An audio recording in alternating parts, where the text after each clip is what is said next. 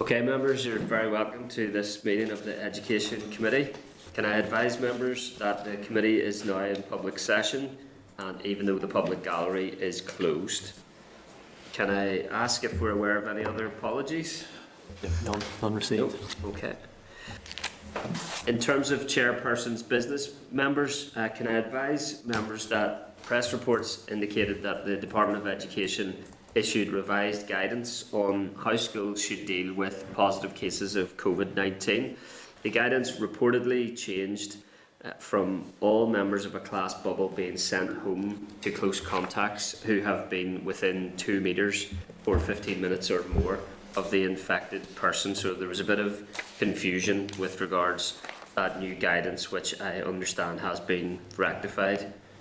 Regrettable that was the case. Can I refer members to tabled items, which includes a letter from the Chief Medical Officer indicating that mobile testing units have not been required by any school, and that PHA is supporting schools where positive COVID tests are detected.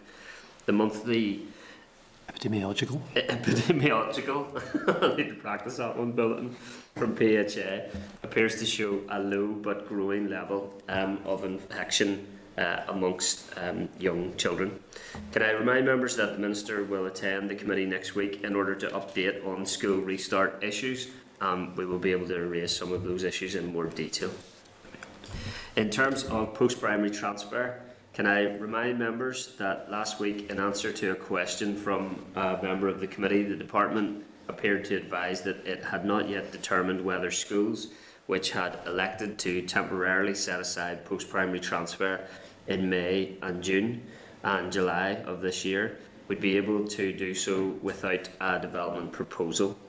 Can I remind members that development proposals have statutory consultation periods, which the department advised could not be complied with by the schools in question. Officials appear to indicate that legislation may be required to allow these schools to set aside post-primary transfer temporarily, and the committee has sought clarification on the above.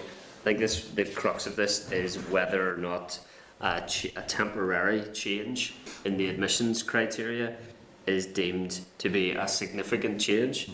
I think there appear to be some differences of opinion in that regard. I've been contacted by people who are clear that it is not a significant change, and I think in answer to questions in the Assembly yesterday, the Minister advised that he had sought legal advice in relation to that matter, and hopefully that legal advice will be disclosed forthwith. Could I perhaps invite members to share any concerns they have in relation to this new information, and in particular the Department's failure to address this issue in what would appear to be a timely manner, or indeed even inform the committee of the issue prior to, I think it was Robbie Butler, asking about it in our last session. Members wish to make any comments in relation to that matter? Or content to note? Okay, content to note for now. In terms of school starting age, I advise members that the Minister has indicated that he has asked departmental officials to revisit and update work on schools' starting age flexibility, and that he is not yet in a position to set out how he intends to proceed in terms of legislation or timing. I think a number of members had raised flexibility with school starting age. Could I seek committee agreement to write to NEU seeking its view on school starting age flexibility, and to commission Assembly Research to update its research paper on this subject? Absolutely. Yeah. Okay. Can I refer members to draft minutes of the committee meeting of the 23rd of September 2020 at page 6 of meeting packs, and seek members' agreement that the minutes are a complete and accurate record of proceedings. Agreed? Agreed. Thank you. Agreed. I have no matters arising. Any other members? Nope. Okay then, agenda item 5, members, is our evidence from the expert panel on educational underachievement and its terms of reference. Can I refer members to their packs, which include a cover note from the clerk at page 14. The terms of reference of the expert panel are at page 21. Previous Department of Education correspondence on extended schools is at page 36. The Centre for Research in Educational Underachievement January 2020 research summary is at page 83, and the Iliad Investigating Links in Achievement and Disadvantage study that was commissioned by OFM-DFM is at page 123. Are we in a position to welcome the members, Clerk? I think, Chairperson, if I could ask Assembly Broadcasting to remove members from the spotlight and add the representatives from Stramillis University College and the panel. There they are. Excellent. Oh, there they are. Okay, can everyone hear me at Stramillis? Yes, we can hear you, Chair. Can you hear us? Yes, can indeed. Can I give you a warm welcome then to the panel members who are appearing today via Starleaf. Dr. Noel Purdy, Director of Research and Scholarship, Stramillis University College and Chairperson of the expert panel. Mary Montgomery, Principal, Belfast Boys Model School. Kathleen O'Hare, Retired Principal, Hazelwood Integrated College and former Principal of St Cecilia's College. Joyce Logue, Principal of Longtower Primary in Derry, Londonderry, and Jackie Redpath, Chief Executive of the Greater Shankill Partnership. By way of welcome, can I say the expert panel was established in response to the New Decade New Approach commitments and in order to address long-standing concerns in respect of our education system and wider society for many of our children. I'm therefore very pleased to welcome you here today to tell the committee about the terms of reference for your panel and the work you foresee you undertaking in the weeks and months ahead. Thank you. Well, good morning, Chair, and good morning, committee members. And thank you for the opportunity to update the Education Committee on the work of our expert panel, which, as you say, has been appointed by the Education Minister following the commitment in the New Decade New Approach Agreement in January. The commitment then was to establish an expert group to examine the links between persistent educational underachievement and socioeconomic background and draw up an action plan for change that will ensure all children and young people, regardless of background, are given the best start in life. Our appointments were announced on the 28th of July of this year, and our work formally started on the 1st of September. We have asked we've been asked to bring forward a costed action plan by the 31st of May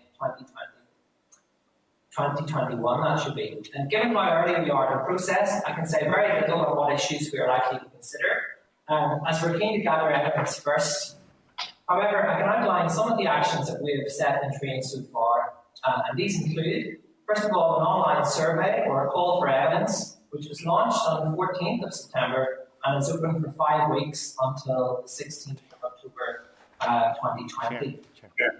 In parallel with that process, we'll be undertaking oral evidence sessions from September right through to January, and these have already started. Okay. Sorry to cut across you, just pause you for a moment. Clark is advising us that there are some sound issues. Can they sit closer, speak near? I don't know. Is it possible to maybe sit closer to audio speakers? We'll try and bring it closer to it. Yeah, thanks for adjusting. Appreciate it. Stay socially distanced. Doesn't have a very long lead.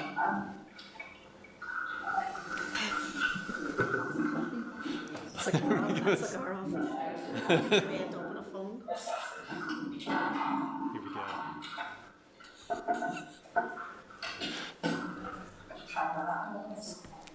Is that better, Chair? Clark, is that more effective? That sounds a bit better. If we all speak as slowly and clearly as possible, that might help as well. Thanks very much, Noel. If that's still not loud enough, I can move. It's more to do with the room. I think there's a bit of echo and reverb, but I think we'll have to try and persist here. I don't think that's going to change in the time that we have ahead. So we'll do our best to listen in as clearly as we can. Okay. So I was just saying about the oral evidence sessions that have started, and these will give us first-hand sense of the issues that stakeholders are concerned about. More importantly, perhaps, their experience of what has worked and what has not worked and what has had the biggest impact. As well as evidence sessions with a range of stakeholders, including political parties, teaching unions, education sectoral bodies, teachers, parents, business sector, FE, HE, and children and young people. We'll be holding a series of regional events where we will invite stakeholders from specific localities to express their views. And these will include Ballymena, Derry, Londonderry, Newry, Enniskillen, Cookstown, and Belfast itself. So whilst we have a limited number of days per month to work on these important issues, we intend to maximise the days available to ensure that everyone has the opportunity to contribute if they wish. When the evidence gathering phase is complete, the remaining phases will be the analysis of the evidence and the drafting of an action plan and associated recommendations. I'm very honoured to have been invited to chair this panel and to work alongside panel members with such a wealth of experience and expertise. If I could just take a few moments to introduce myself and the other panel members. First of all, I am Director of Research and Scholarship and Head of Education Studies here at Stranmillis, where I'm also the Director of the Centre for Research in Educational Underachievement. I'm also the Northern Co-Chair of SCO-TENS, which is the Standing Conference on Teacher Education North and South, funded by the Southern Government and formerly funded by the Department of Education. I lecture at undergrad and postgrad level and have a particular interest in educational underachievement, special educational needs, and tackling bullying in schools. I'm now going to pass to my colleague Joyce Lowe, who's going to introduce herself briefly. Hello, my name is Joyce Lowe. I have been working for over 30 years in nursery and primary sector, both in England, Belfast and Derry. I work in a school with over 60% free school meals and have a very keen interest in tackling underachievement. I also sit on the board for Sure Start, which for early years, and I'm particularly interested in preschool and the not to free. Thank you, Joyce. I'm going to pass over now to Mary Montgomery, who is the principal of Belfast Boys Model. Hello, I'm Mary Montgomery, principal of the Boys Model, and like Dale, I'm very honoured to be part of the panel. I have 28 years teaching experience in the Boys Model, which has a preschool meals entitlement of over 60%, and has been on a journey of improvement. In 2006, we hit pretty dire levels of underachievement, and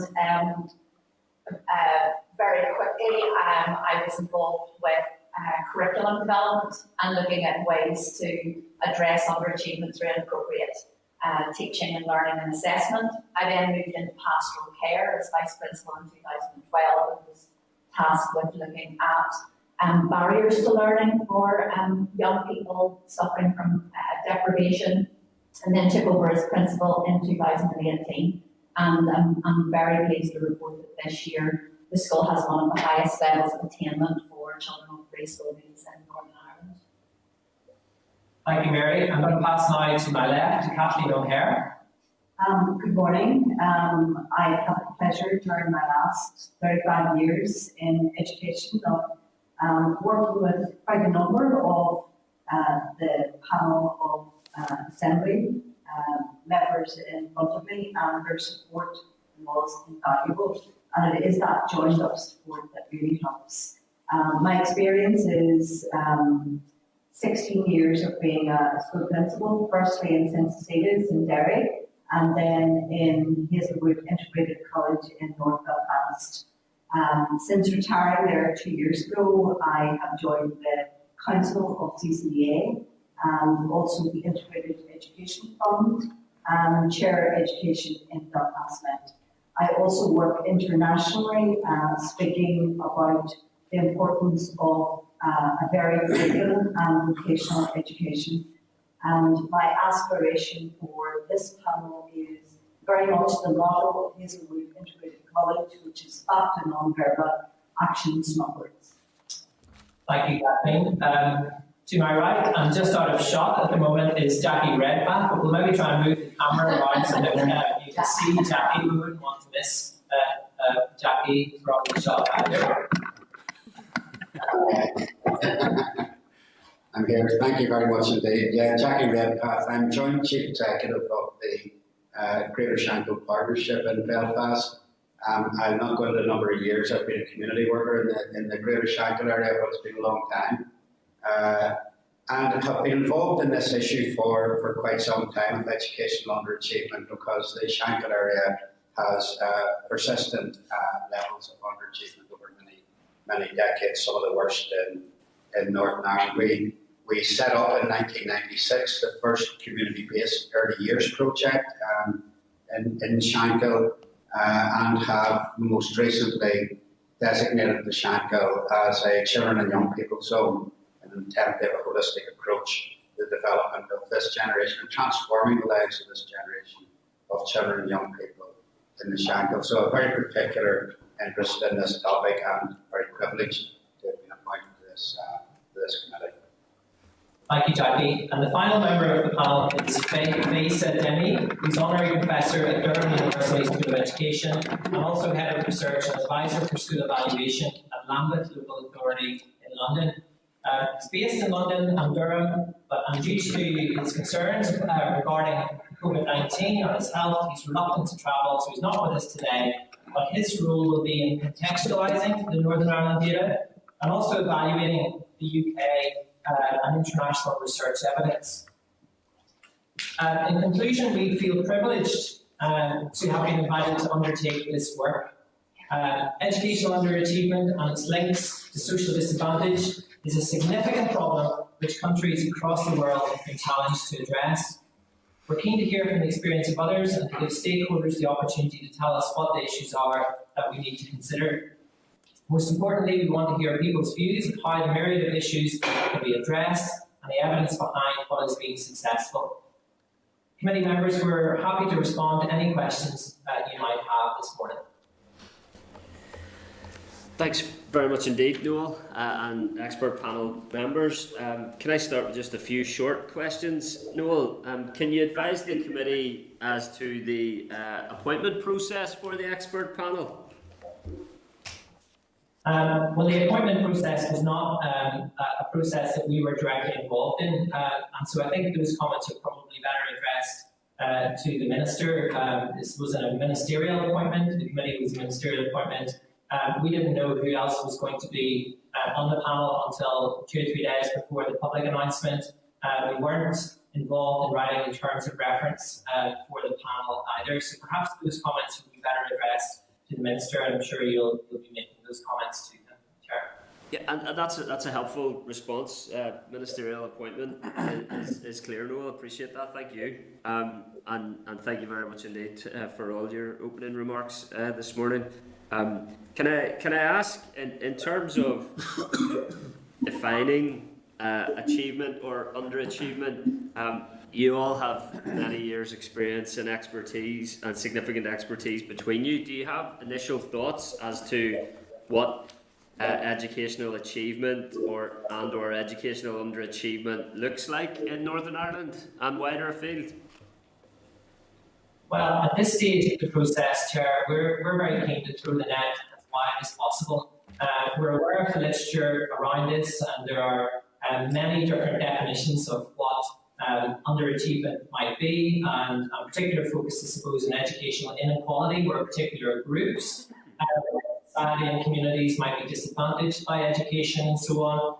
But rather than having a very narrow focus, which might exclude contributions and exclude stakeholders from this discussion, we've deliberately not defined educational underachievement narrowly at this stage of the process, for a very good reason. We want to encourage as many people as possible to contribute to this. We're very aware that educational underachievement takes many forms, that has many causes, and it looks very different in different contexts right across Northern Ireland. In fact, that's the very rationale for why we're keen not just to be based here in Belfast, but to engage with educational stakeholders right across Northern Ireland in all those regional venues that I mentioned. So that's not to avoid the question at all, Chair, but it's simply to say that we think it's important that we consider educational underachievement in its broadest sense at this stage of the process. Okay. And multiple expert panels have made recommendations on educational underachievement. Will the panel be considering any specific previous reports to inform its own recommendations? Yes, of course.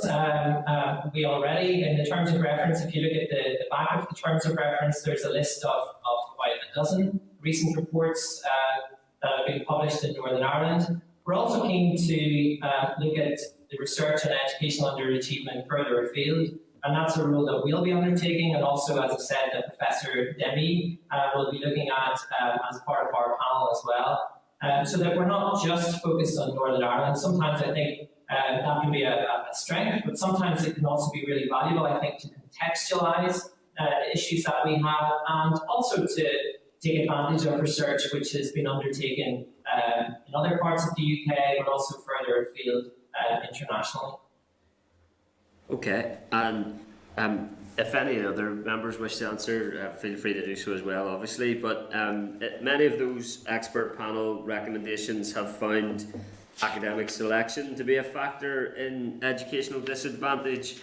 Is academic selection and post-primary transfer a matter that the expert panel will investigate?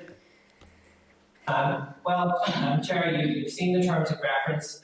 You've seen that academic selection is not specified explicitly in our terms of reference, but of course I would have to say that we cannot avoid the massive issue of academic selection in Northern Ireland. So it's not explicitly there, but we will certainly be considering it. We could not consider academic selection and the impact, and we very much hope that the evidence being sent to us at the minute during the call for evidence, but also in the oral evidence sessions, we're very hopeful that that issue will arise. Also, when we go out into the different regional venues, we're sure that topic will be raised. We intend to look at that ourselves. But I would say that educational underachievement is about much more than academic selection. So while we'll not be avoiding the topic, we're also very aware that there are many, many other aspects of this particular problem.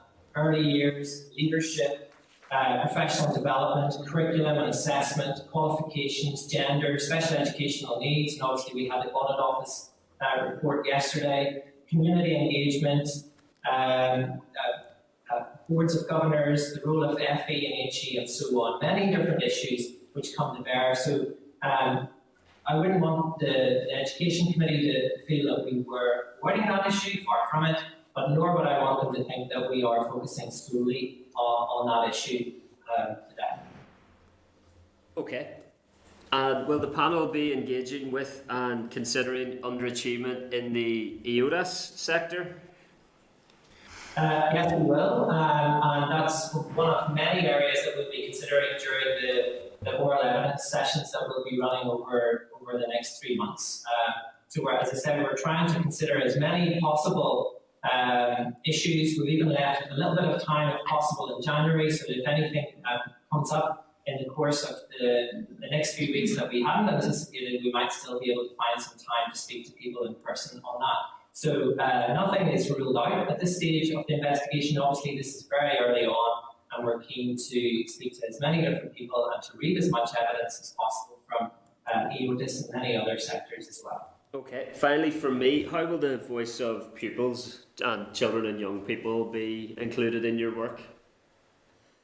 Well, our plan at the minute is that we're hoping to commission 2 small pieces of research which will feed into the work of the expert panel, and that process is currently underway. We're speaking to a number of people, and we have yet to make a decision, but we're hoping to have 1 piece of consultative work with children aged 11 and under, and another piece with young people aged 11 to 18.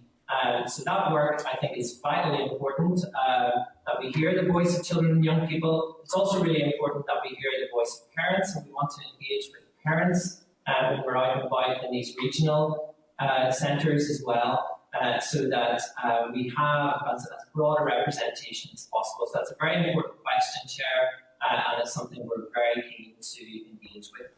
Okay, thank you, Noel. Can I bring in Karen Mullen, MLA, Deputy Chairperson of Education Committee? Thank you, Chair. You're very welcome, Noel, Mary, Kathleen, Joyce and Jackie this morning, and I wish you all the very best and look forward to your report. I have to declare an interest here. Kathleen is a former teacher of mine. She's responsible then. So these are very, very welcome. The paper and previous reports already make it clear that there is a long-established link between socio-economic disadvantage and educational underachievement. So the panel doesn't need to spend a lot of time trying to assess if there is a link. And also the papers acknowledge that whilst Protestant boys percentage-wise do less well than their Catholic counterparts, the fact is that more Catholic boys are not achieving 5 good GCSEs, A star to C, and the Iliad report touched on this. Will the panel look at underachievement in its widest term? Yes, I'm going to pass to Mary first for this. Yes, I'll take that question because my experience has been working with foster boys, but my experience has also shown me that unfortunately the barriers that young people face in learning when they're coming from areas of disadvantage, those barriers are not respecters of religion or ethnicity or indeed gender. And you're right in that while the focus has been on Protestant working class boys, in actual fact, when we're looking at the numbers as opposed to the percentages of Catholic boys on free school days are not achieving as well in higher numbers. And actually what's also a startling statistic is that when you look at the young people leaving with nothing, so not achieving their 5 A star to G, which is an important statistic. There's quite a pronounced difference there between the performance of Protestants and Catholics. And indeed then when you look at Protestant and Catholic boys, and still Catholic boys are the biggest proportion there. So absolutely, it's important for us that we are looking at this from a child-centred point of view, not through the lens of religion or gender or ethnicity, but looking at all of the factors that affect underachievement. And we'll be doing that both in the context of what's going on in Northern Ireland, but in the context of what's going on in wider society, and looking at what is going on in Northern Ireland as best practice, because we need not forget that there are very many successful schools achieving great things with children from socially disadvantaged backgrounds. Karen, I'm going to pass you now to your former teacher, Kathleen. Morning, Karen. It's lovely to see another girl in green. I have to say that one of the things we found was, I found personally moving from Derry to Belfast was a lot of similarities between underachievement and particular factors associated with that. And it is important, as Mary says, for us to look at those schools that are doing absolutely marvellous things in areas where children have highly free school needs. And basically, I think one of those factors will be leadership, school culture, all the ingredients it takes for a school to be a great school. And I think it's important for us to roll out good practice. And I think Noel said earlier, schools in Northern Ireland, a lot of them do a really, really good job. This is not to criticise schools, this is to support good schools and make sure that practice goes right across Northern Ireland. Can I just reassure you, Karen, and committee members as well, that even though in the terms of reference and in the new decade new approach deal, there's a strong emphasis on the long-standing issues facing working class Protestant boys, in the terms of reference as well, within the objectives on page 2, it also says that the action plan will be drawn up to ensure that all children and young people, regardless of background, are given the best start in life. And I would want to reassure you that our focus will not be a narrow focus, it will be a very broad focus, looking at all sections of the community. And I think it's important to go beyond simply looking at Protestant and Catholic binary divisions here. There are many other groupings, minority groupings within our community as well that we need to look at. So this will be a review, a panel which will look at educational underachievement in its broadest sense and make recommendations for all children and young people in Northern Ireland. I think that's important for us to reassure you about this morning.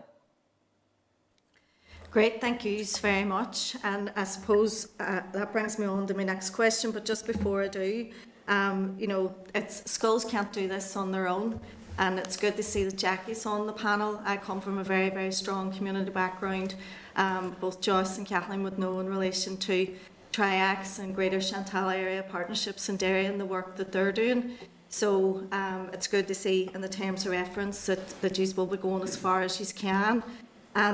Much of the evidence in relation to raising educational standards for those from disadvantaged backgrounds point to the need for collaboration on multiple levels, from community partnership at the ground level to cross-departmental level at the very top.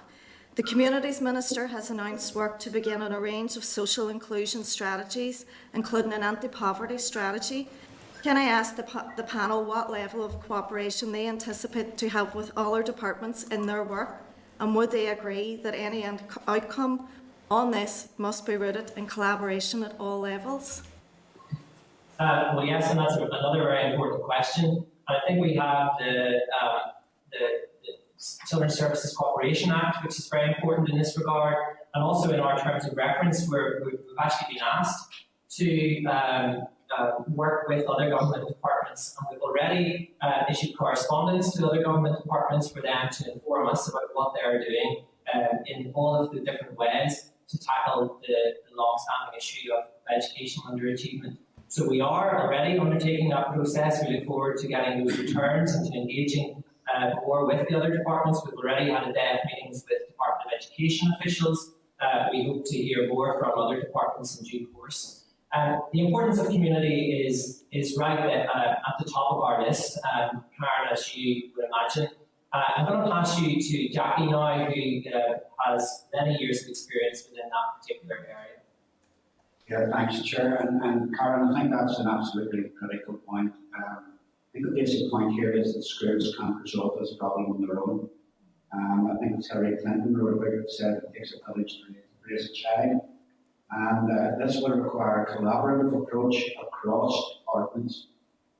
As Mary said, this is a child-centred approach. Children's lives are not simply defined by the Department of Education or indeed by exams. So what we need to do is ensure, I think, that we look at in this panel at what a multi-agency interdepartmental approach would look like, but also critically involving families and community. One of the statistics that came out from the Department of Education as we were being set up is that between the age of 4 and 18, a child will spend 13% of its waking hours in school. A very large percentage spent outside school where other influences are at play for positive or negative reasons.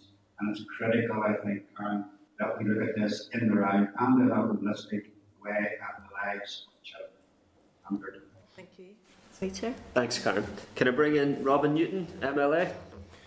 Thank you, Chair, and I welcome each member of the party to the meeting today. I don't, Chair, have any, well, I've maybe one small question, maybe more of a plea than a question, but let me first of all say I welcome the initiative. I think it's timely, it's right, and I welcome each member of the panel to their role. I think the terms of reference that have been established are wide and in scope and are really, I think, drawn to address what I see as many of the issues.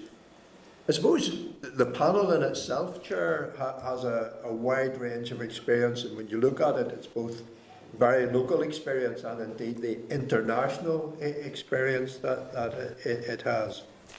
We do, however, have a long history of producing reports, and I'm sure the panel don't want a report that is going to gather dust and will be implemented. So I really just want to wish them well as they set out on this journey. And maybe just make a plea. We had a statistic that was revealed to us as part of the COVID-19 situation that we're in. It shocked me to learn that in Northern Ireland, 2,000 children are at risk in their own homes. And indeed, I've been speaking with some principals, vice principals, who tell me that they are spending more time on the social issues than perhaps they should be on the educational issue for some of those children. And obviously key to that is the family intervention unit, or a key to that is the family intervention unit. Could I just make maybe it is within the terms of reference, but it's suggested in my own mind that that family intervention unit and addressing those at-risk issues is key to improvement in many children's educational standards.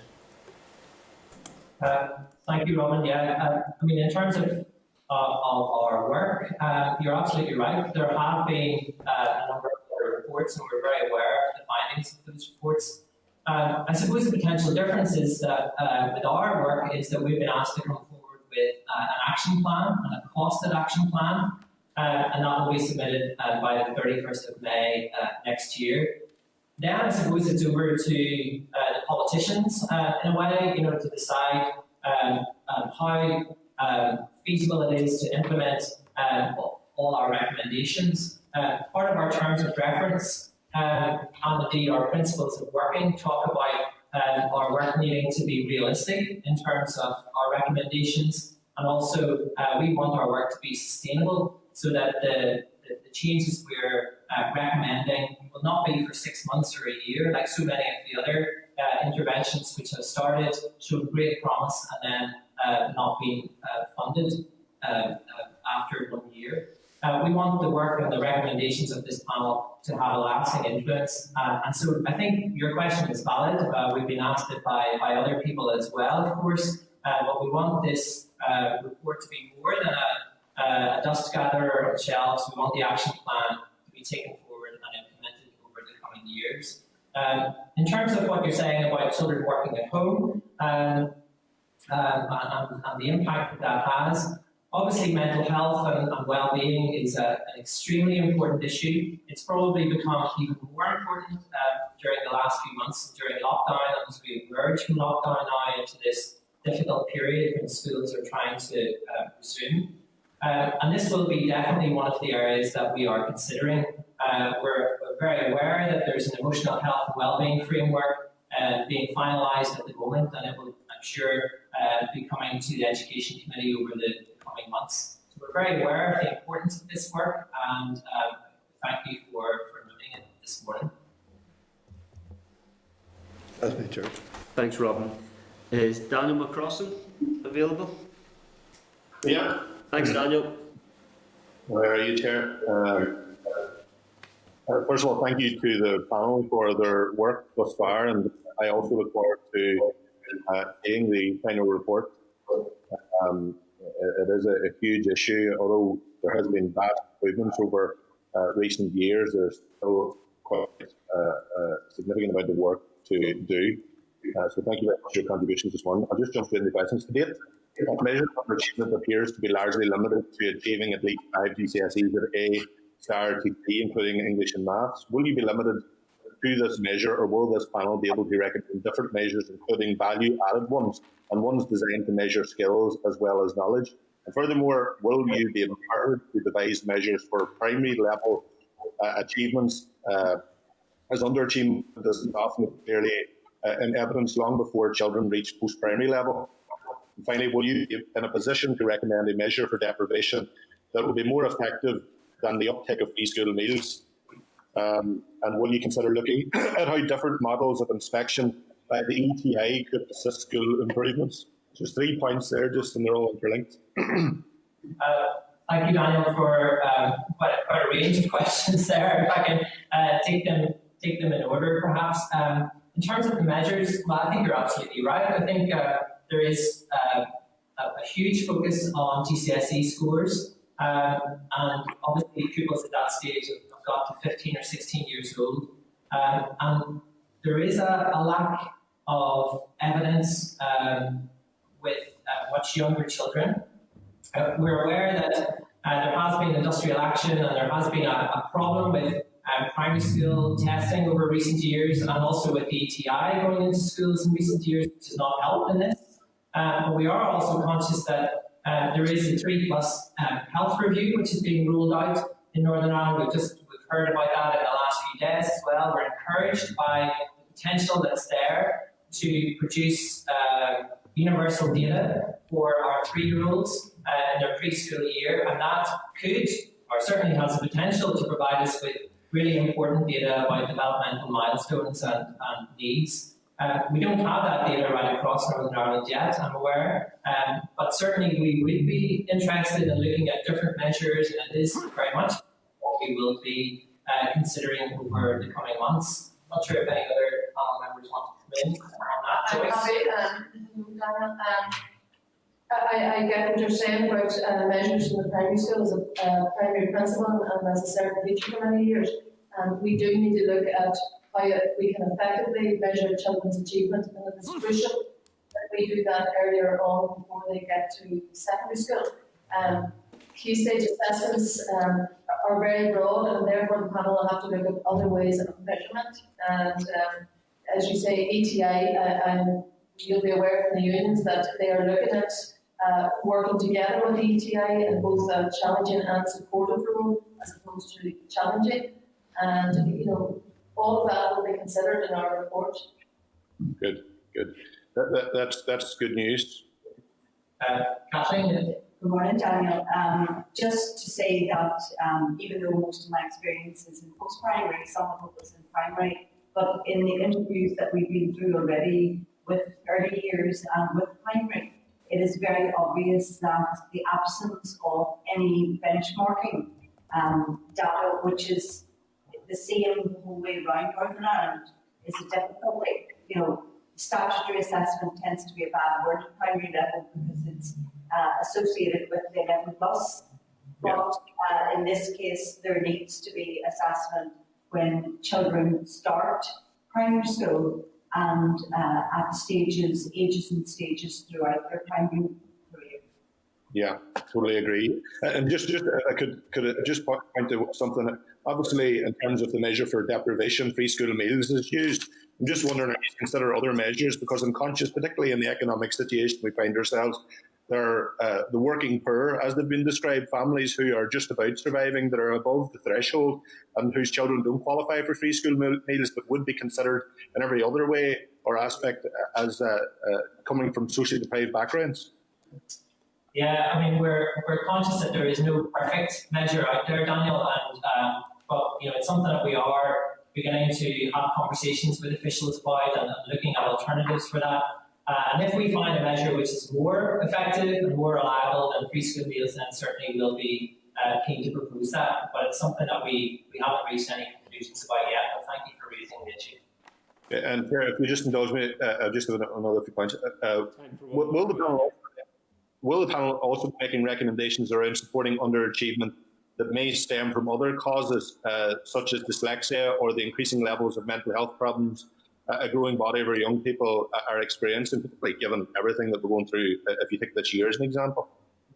Yes, very definitely. I mean, both mental health and special education needs are very much within the remit of the work we hope to engage in over the next few months. So, okay, and also, Chair, just I have two sharp points. I'll be very quick. I'm aware that research known as EPPE, the effective provision of preschool education, and for a brief time its equivalent here called the EPPMI, effective preschool provision in Northern Ireland, has demonstrated the very positive effects of high quality preschool education on later attainment. Will the panel be taking this into account during the deliberations for the report? And do you have a member of the panel with expertise and experience in early years? Well, yes, we're obviously aware of the APNI research. It's something that we've already started looking at in terms of the focus on early years of preschool education. I think we're already convinced that it's a very important area for the panel to look at over the coming months. In terms of early years expertise, I'm going to pass over to my colleague Joyce Lowe. Daniel, I started my career in a nursery in Belfast, the Shaw's Road in Belfast, And I think it's an area that we have looked at as a panel, but without a doubt, it's a crucial area. If we don't put the investment in early and lay the foundations for the children for lifelong learning, then it would be missing this. But it's certainly an area that we'll be looking at very, very carefully. That pre, not three, and the preschool year. And Daniel, I want to Jackie as well, if I can, just before I finish. Daniel, just to say, I mentioned in my introduction about myself there on the Shankill, we had set up the first community-based early years project back in the 1990s.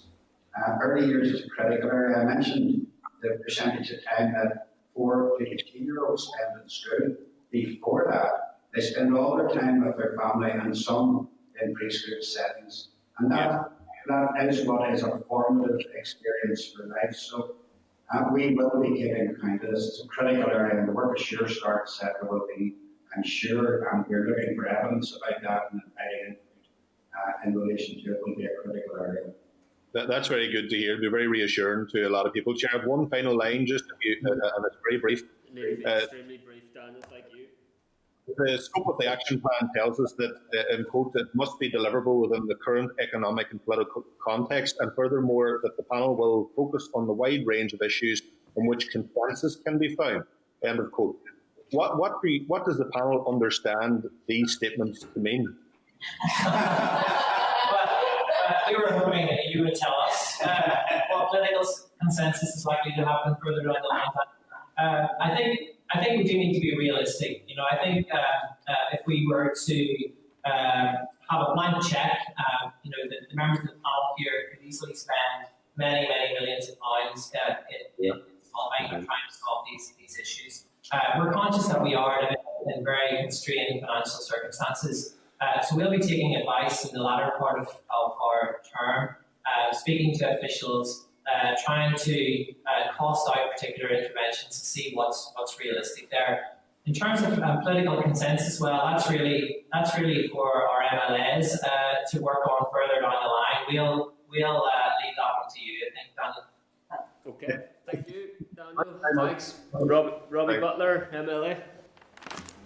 Okay, thank you, Chair. Thank you to the panel. Your reputation goes before you guys, so you are, in terms of the selection of the panel, I'm quite excited at this stage with regard to the experience that you guys bring to what I would say is one of the most critical pieces of work happening. We tend to say that at times, but when I think of my sort of desire to see mental health transformation, the part that educational attainment plays in that is absolutely critical in its core, and they go hand in hand. First of all, it's a short question.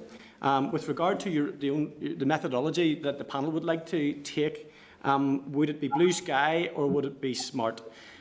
Either are reasonably appropriate. I can understand the need to maybe go for the SMART ideology, because we want to be able to achieve something and ensure it doesn't become a report that sits on a shelf.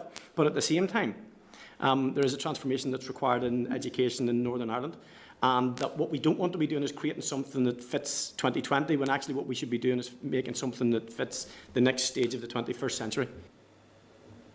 Yes, thanks, Robbie. I think there is a need for some blue sky thinking here as well. We don't want to be constrained either. We have to be realistic, but at the same time, we want to try and push the boat a little bit and see what the potential is to try and change things.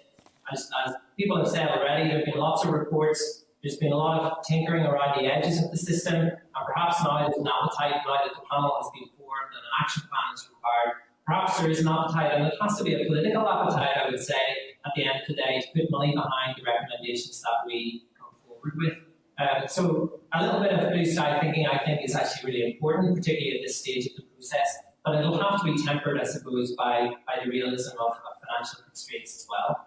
Yeah, okay. As long as it's a concept in there, I'd hate to think that the restraints go on at the start and we don't aim for the stars and encourage our young people to do the same. There's a wee graph on page 17 of your report, which at first glance looks reasonably positive, and it shows this upward trend for academic attainment. But the reality is that it masks a serious and worrying issue, that there's still the gap and the inequality is still the same. So whilst we can see there that the Protestants and young Catholics who are entitled to free school meals are getting better, and some of you guys have been responsible for that, so I thank you. However, the gap is exactly the same in terms of that gross term. So we have all of our pupils in Northern Ireland are attaining higher grades and higher levels, but the gap between those that have and haven't is still there. I take it that it's probably a self-answering question, but I take it that is the thrust that the idea will be to bring those lines together and not to accept the maintenance of a gap, even if it is an upward trend. Yeah, you're absolutely right in reading that. So the trend is generally upwards, but the gap has stayed resolutely around 30%. I presume you're focusing on the GCSE scores, Robbie, are you there? It is, yeah. So the gap is still around 30%. But it has narrowed very slightly, but only very slightly, and you're absolutely right in that. And we don't want to accept that as a inevitability, you know. And there has been a lot of good work done by colleagues around the table here in trying to address those issues. But we certainly don't want to be dismissive of it either and accepting of that reality. We want to try and narrow that as much as possible. We appreciate that this is a huge challenge, and it's a challenge which we don't just face here in Northern Ireland. It's a challenge that's faced by countries all around the world, and that's why we're keen to look at evidence from not just Northern Ireland, but around the world as well. I'm going to bring in Mary Montgomery just for a second. I just wanted to add a point that for us, there's 1.6% in difference of attainment between pupils on free school meals and those who aren't. So what we're keen as a panel to do, that's the context of my own skill, but what we're keen to do as a panel is to look at how we establish equity as opposed to equality across the system, and that we're making sure that for those young people who experience those barriers, that the appropriate supports systemically across Northern Ireland where they're required, that those exist. And what we want to do then as a panel is look at what's best value for money, what really works, and then make sure that that gap is negligible, if at all. 4 or 5 years, I find that those countries who have a parity of esteem between academic and vocational education are countries that actually do better. And if you look at our economy at the minute, I think one of the saviours of our economy will be the price and the value we put on vocational education in schools and in further education. So I think it is about a change in culture in Northern Ireland. And part of that will happen in the school sector, but part of that will happen with employers, with our politicians, etc., to put value on all different types of education and have that parity between academic and vocational education. Thank you for that. I really like that answer. I really do like that answer at the end. I want to thank Mary for the work she's done at the boys' model. And in Lisburn, we see Jim Sheeran at Lisnagarvey High School doing something very similar. So there are areas of outstanding practice. 2 questions. This one here. Noel, you had said there that you'd be looking at sort of worldwide practice, and there are commonalities around poverty and mental health. But one thing we have in Northern Ireland, which is unique to us, is the prevalence of criminality and terror groups who still recruit, particularly young males, in those areas that are most affected. So can you tell me how we're going to tackle that once and for all? Will the PSNI be involved? Will the Education Authority be engaged in a way? Because it's my understanding that is still very much happening today and must be factored into the discussion. Well, as you can imagine, there's an extremely broad scope for our work, and that's an area that we haven't considered yet. It's an area which I'm sure will come up in the course of the oral evidence sessions, and when we go out into the communities and meet community leaders and parents as well. So it's not something that we've started looking at yet, Robbie, so I can't answer it today, but thank you for raising it, and I'm sure it's something that we'll be able to look at over the coming months. Yeah, thank you. I know that there's been some great work done in the past, and there is an acknowledgement of it as a factor. I'm sure I'll be making sure that it's in the mix. And where I think that the greatest gain will be achieved. And again, some of you guys have been working on this, is the parental engagement, because educational underachievement, like mental health in many cases, is intergenerational. So in terms of what has been learned from parental engagement and how we do that, and what's really difficult in some areas because of some societal difficulties, has there been any great learning and what's going to be brought to the table with regard to that aspect? Well, again, at this stage of the process, we haven't drawn any conclusions from this, but we're very conscious that parental engagement is a key issue that we want to explore. It's why when we go out into the regional venues, we're keen to meet with parents and to hear what their issues are. We're also keen to talk to school leaders and community groups about how they work with parents as well, to try and engage them more in education. Perhaps some of my colleagues would be able to talk about their experience with this as well. Joyce? Robbie, as you've rightly alluded to, it's difficult to get parents on board, particularly parents that we really need to reach. As schools, quite often we find when we try and engage with parents, it's the parents that are already involved with their children's education that will engage with us. Whereas I think as a panel, we have discussed this and we have a need to go out into the community and reach those parents who are not engaging with schools at the minute. And we do that through the various community groups, as Carbon said earlier there, through triads, through other initiatives in our local areas. And so I think it definitely is crucial that we engage with those parents. Jackie wants to come in here as well. Yeah, just to say, Robbie, and to reassure you, I mean, the role of families is absolutely critical here, and begins at birth or before birth. And that is something that we're seeking evidence for. There's some examples of great practice out there, both in terms of schools connecting families, but also of community organisations who have programs, family support programs that will be well worth looking at and that we want to hear from. Critical issue. Brilliant. Thank you guys. I was in the Shankill 2 weeks ago, Jackie, and your ears would have been burning. So I know that certainly some of the schools there have been grateful for your help in the past. And my final point is this: the sector is incredibly complicated. Across whether it's integrated, maintained, controlled, and the Irish medium sector, obviously. How confident are you that each of their voices will be heard, and that's not doesn't further compound the competitive nature of a disparate sector? Very, very brief response, if you will, Noel, and I'll move on to William then. Thanks. Okay, yes, the sector is complicated, without a doubt. We're engaging with all the main sectoral bodies. We've invited them all in to come and speak to us within the next few weeks. And that includes Conor na Gaeilge, the Irish medium sector as well. We want to engage with all these sectoral bodies and to make sure that our work is as representative as possible. Thank you. Thanks, Robert. William Humphrey, MLA. Morning, Chairman. Thank you very much. Good morning, everyone. And can I, first of all, Chair, congratulate the Minister on this initiative. But as Robin Newton said earlier on, there are many reports. In fact, Shell's will be Boeing with reports around this issue over the years. So I just want to wish the panel every best wish in their endeavours over the next number of months before they reach their conclusions and produce the report on the 31st of May.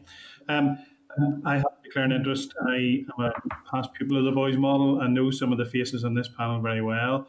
I just want to say that because I went to the model at the height of the troubles in 1980s, I think, and I know that those in the panel I know will agree with this, it's hugely important around these issues. And I welcome the leadership that's been given here, and I welcome the fact that people who have a track record of delivery and providing leadership across Northern Ireland are involved in this panel.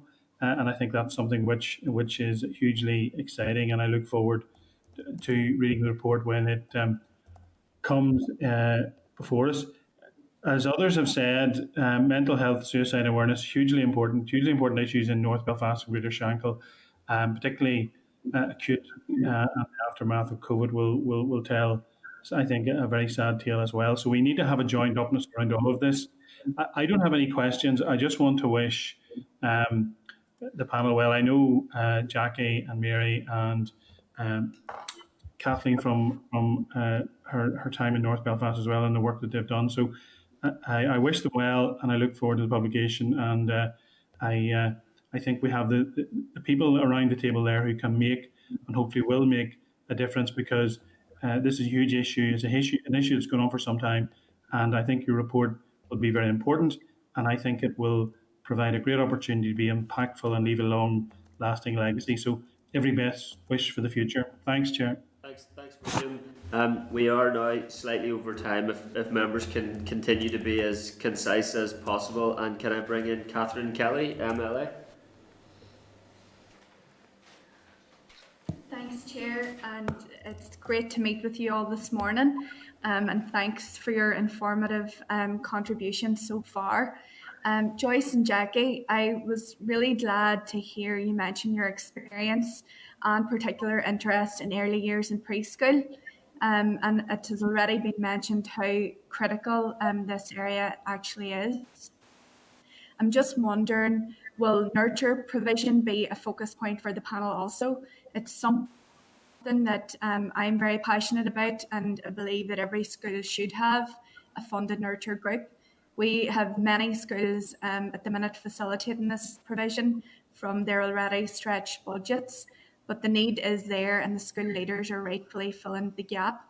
I know of schools in Omagh and Pomeroy who were relying on some financial support this time round from the department, but unfortunately they didn't receive it.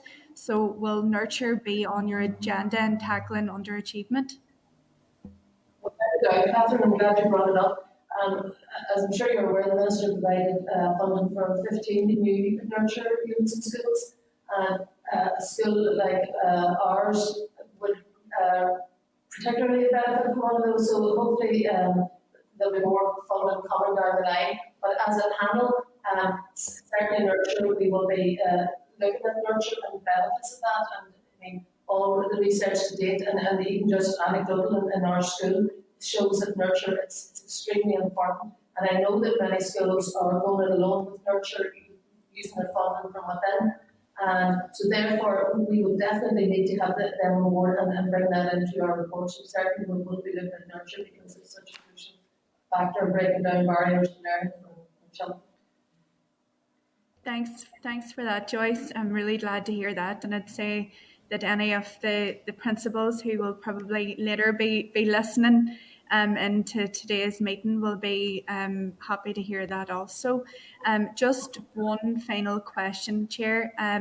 Included in your submission is the aim to put children and their rights at the centre of the learning process. I noticed that while the Equality Commission is included, the Human Rights Commission is not on the list of interested parties.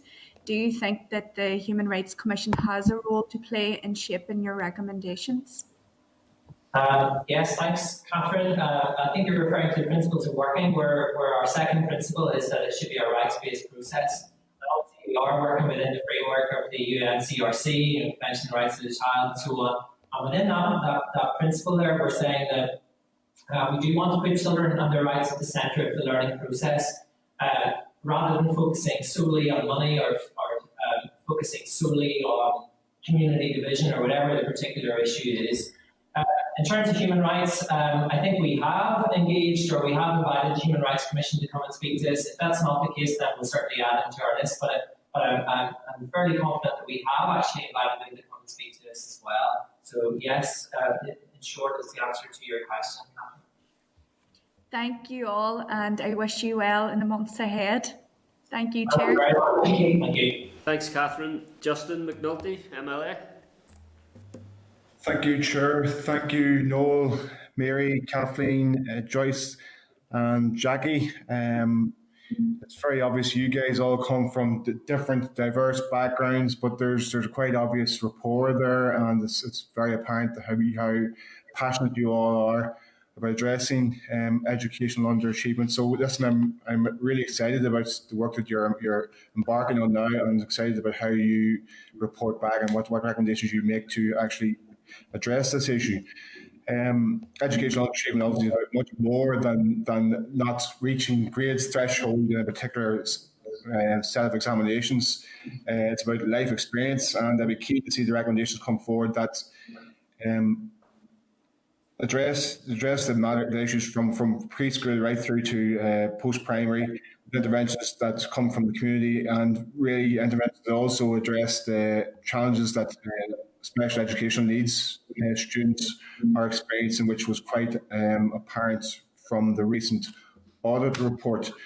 In terms of a comment you made earlier, Noel, can you just give me some more information in terms of contextualizing the issues we have from these islands, from perspective of these on these islands? Where do we sit in relation to the rest of these islands?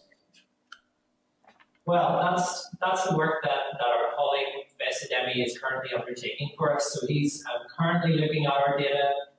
You're aware that we've just started our work in the last 3 or 4 weeks, Justin. So we haven't drawn those conclusions yet. But it is important, and I think you're right to raise it. It is important that we look beyond Northern Ireland, much as we love our own country here. It's very important that we look beyond to see what's happening elsewhere, not with a view to simply implementing things that have worked in other contexts, without adapting them to the local specific context of Northern Ireland, because that's also really important, that we are unique in many, many ways in Northern Ireland. But I think there can be lessons learned from others' experiences, not just in the UK and Ireland, but actually further afield. And that's really important, and that's why we've asked Demi to undertake that work over the next 2 or 3 months for us. Justin, it has been experienced many school principals in Northern Ireland for years to twin with a similar school elsewhere. When I was in Derry, we twinned with Sally Park, which is in Solihull. And when I was in North Belfast, we twinned with a school in North London, and we were able to discuss some of the similarities and look at some of the actions they took, and that then spearheaded different initiatives, but there were school-based initiatives within our schools. It would be good to see those on a sectoral-wide stage rather than just being by chance of the leadership of the school. Very good. In terms of the reports, the previous reports, there were 16 previous reports on educational underachievement since 2010. I know you're earlier in your journey, and I know you're going to be tapping into the information that's already available. But from your perspective, what have these previous reports done, or were they just dust collectors on shelves? And what is the risk that your report will be similarly on a shelf somewhere, lay on a shelf and just be a dust collector? As I've said before, we really hope that this report will not be a dust collector, and we are confident that the action plan, the costed action plan and recommendations that will go back to the Minister, and hopefully then from the Minister on to the Executive, will ensure that this is not simply another report. I think if you do look at the other reports, Justin, and I'm sure you have, there's quite a range of different areas of focus. Some quite small pieces of research, some much larger, some policy related, some gathering evidence from schools, some gathering evidence from just a small number of schools, some much wider. Some of that research is now, to be honest, a little bit dated. And you're talking about research that's been conducted 10, 15 years ago. So some of it is more valuable than others, I would say, but it all paints a picture of a complex issue. I think that's the first thing I would say, that there are many strands to this, and I'm sure that's come across from our presentation this morning, Justin, as well. There are many strands to this. It's very complicated.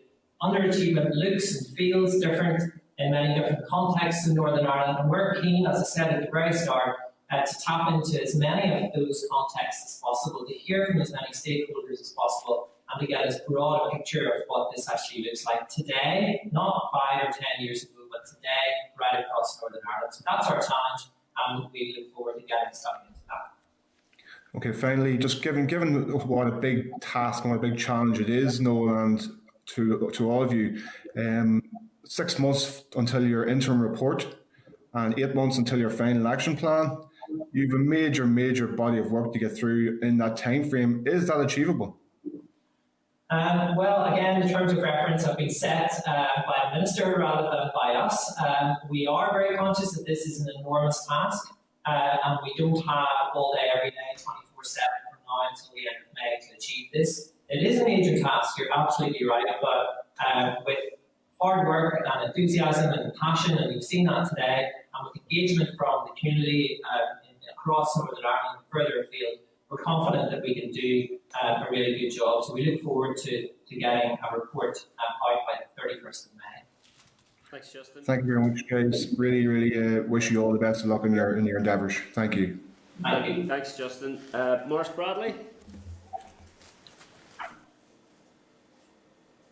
Hiya, Chair. Go ahead. Can you hear me all right? Yes, go ahead. Yeah. Thank you. Now, I would just like to offer congratulations to Mary and Kathleen, Jack and Professor Fazia on their appointment. I wish you well as you gather evidence and identify the issues that will arise, especially looking at what's working and what's not. It's an extremely vast remit you have. You've got a lot of work ahead of you, and I wish you well. The one question that I had burning was the recommendations that you would make, as Justin has alluded to, could be sitting on the shelf. So you've answered that. Thanks very much. But can I ask the panel, will they be taking into consideration the effects of the segregated education system that we have here in Northern Ireland? Will the panel be able to initiate curriculum changes as part of addressing underachievement? I'm thinking mainly of education designed to be flexible, to reflect an ever-changing world, and a world that is changing at pace. Really to give pupils the best possible opportunities to be the best they possibly can. Morris, you're sounding more reasonable to me every week. Last week you supported alternative approaches to post-primary transfer this year, and now you're supporting a more integrated approach to education in Northern Ireland. Good man.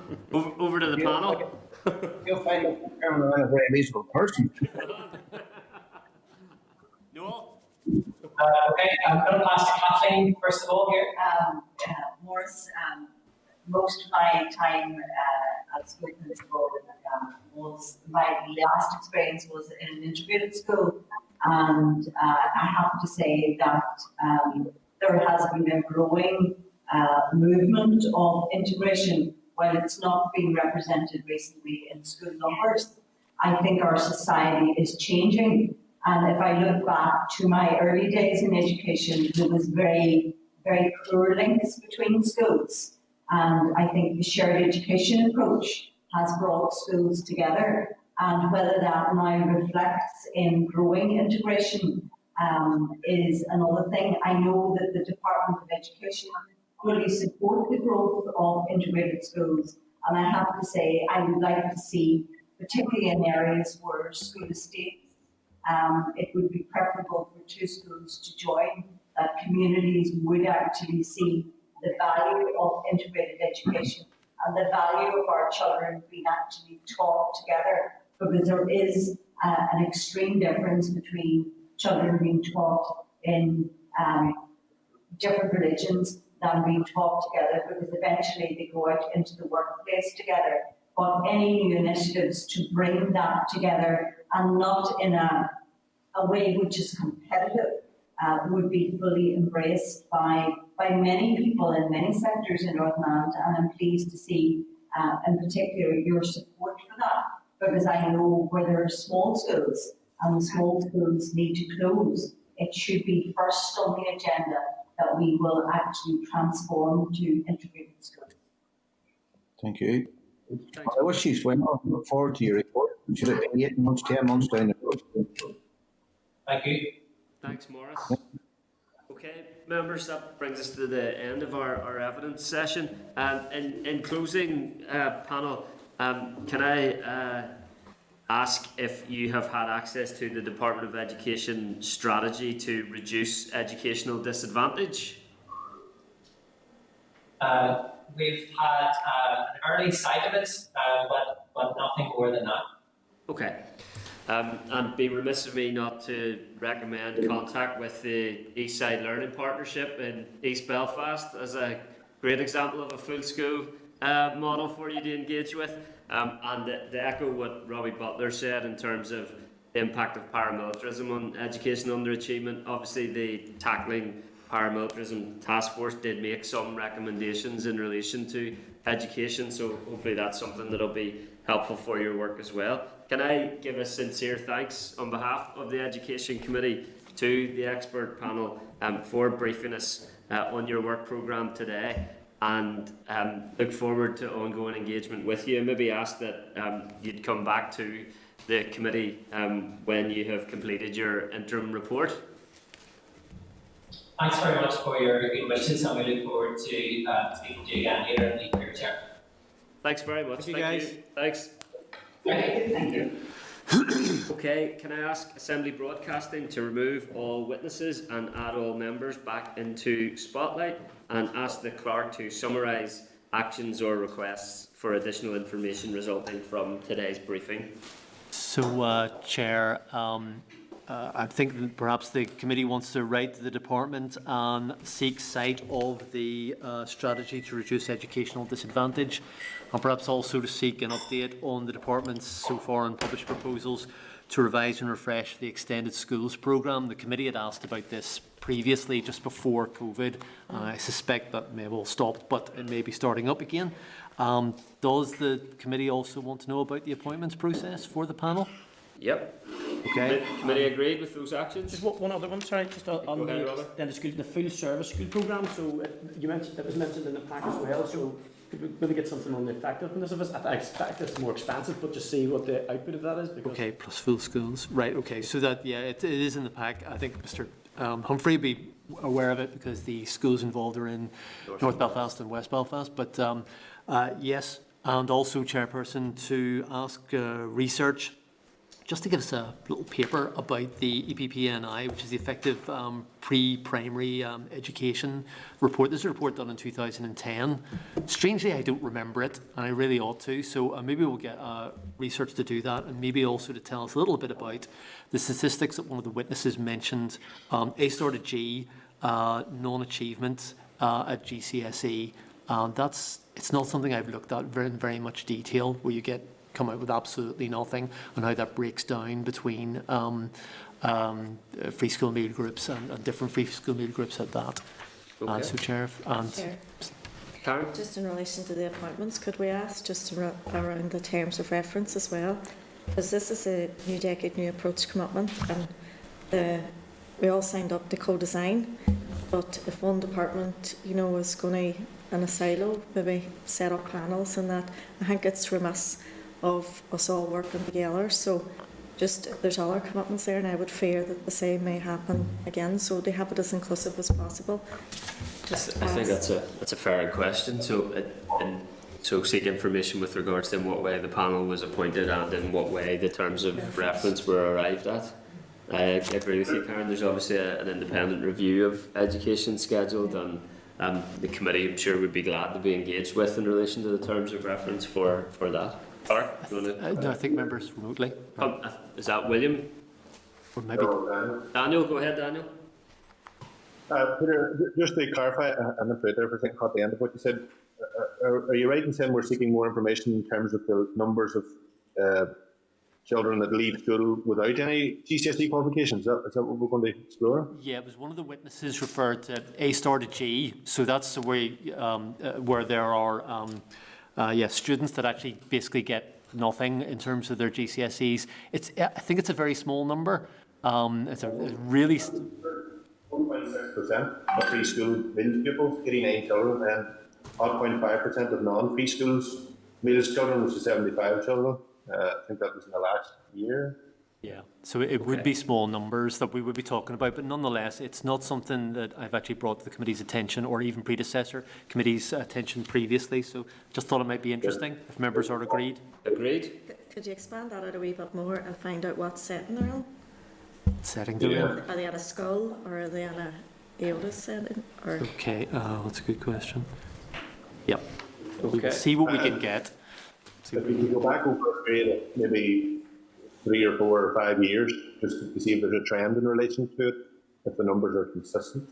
It is, my recollection is, right, we'll get the information. My recollection is this is a small number, that when you compare with other jurisdictions, it is actually quite small. But there's a piece about the figures not including children with SEN. I just want to get to the bottom of that because I can't quite remember whether EOTIS children would be in that or not. So let's ask research to come back to the committee if that is agreed, Chairperson. Agreed?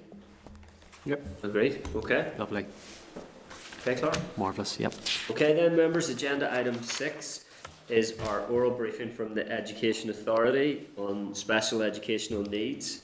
Can I refer members to your packs, which include a cover note from the clerk at page 217. EA has provided an update on statutory assessments at page 231 and a briefing paper at 242 on SEN improvement. Previous EA correspondence setting out the previous statementing targets is at page 275. For information only, DE correspondence on the SEN regulations and SEN code of practice consultation is at page 288. A copy of EA's final internal audit report into SEN statementing is at page 348, and a paper on Nicky's Too Little Too Late report into SEN provision in mainstream schools is at page 408. Can I remind members that the committee cannot refer in detail to, and officials are unlikely to answer questions on, the recently published Audit Office report on SEN? And Clerk, are we in a position to welcome our witnesses by Starleaf? Can I ask Broadcasting if the Education Authority are there to add them? I just don't think they are, so if members want to take their ease until they appear, Chairperson, I suggest. Okay.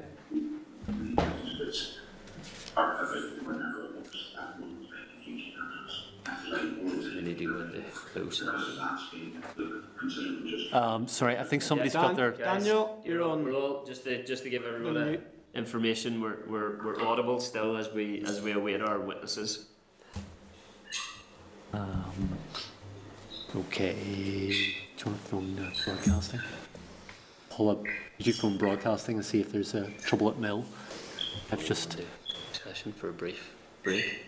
Yeah, do you want to just push the button and we'll just have a cup of tea? Okay, members, we'll just take a very brief break while we're awaiting our witnesses via Starleaf. Thank you. 29. This is the Northern Ireland Assembly. Okay, members, agenda item 6 is the Education Authority oral briefing on special educational needs. Can I welcome the following witnesses who are appearing via Starleaf? Ms. Sarah Long, the Chief Executive of the Education Authority, Una Turbot, Interim Director of Children and Young People Services at the Education Authority, and Cynthia Curry, Interim Assistant Director, Special Educational Statutory Operations and Pupil Support Services at the Education Authority. Can I welcome back the EA Chief Executive and some of the senior leadership team to advise the Education Committee about progress made in respect of SEN statementing.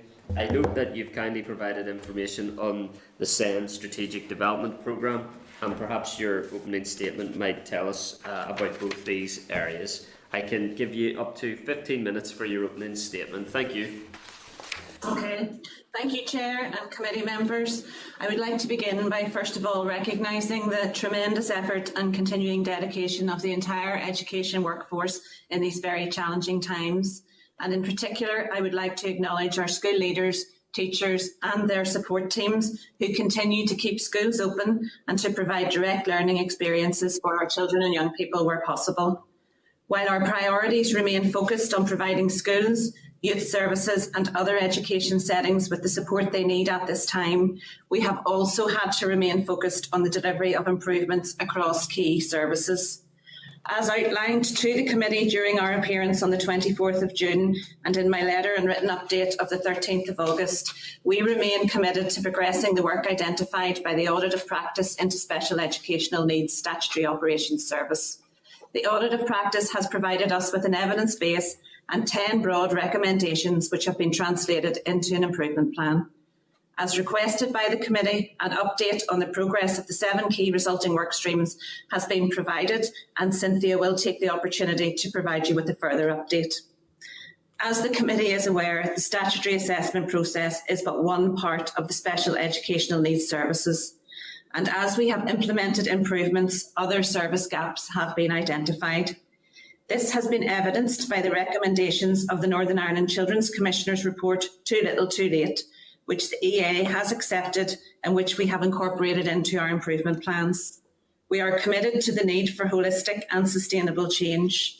We also now have the findings and recommendations from the Northern Ireland Audit Office report, Impact Review of Special Educational Needs, and we will continue to work closely with the Department of Education to address those recommendations.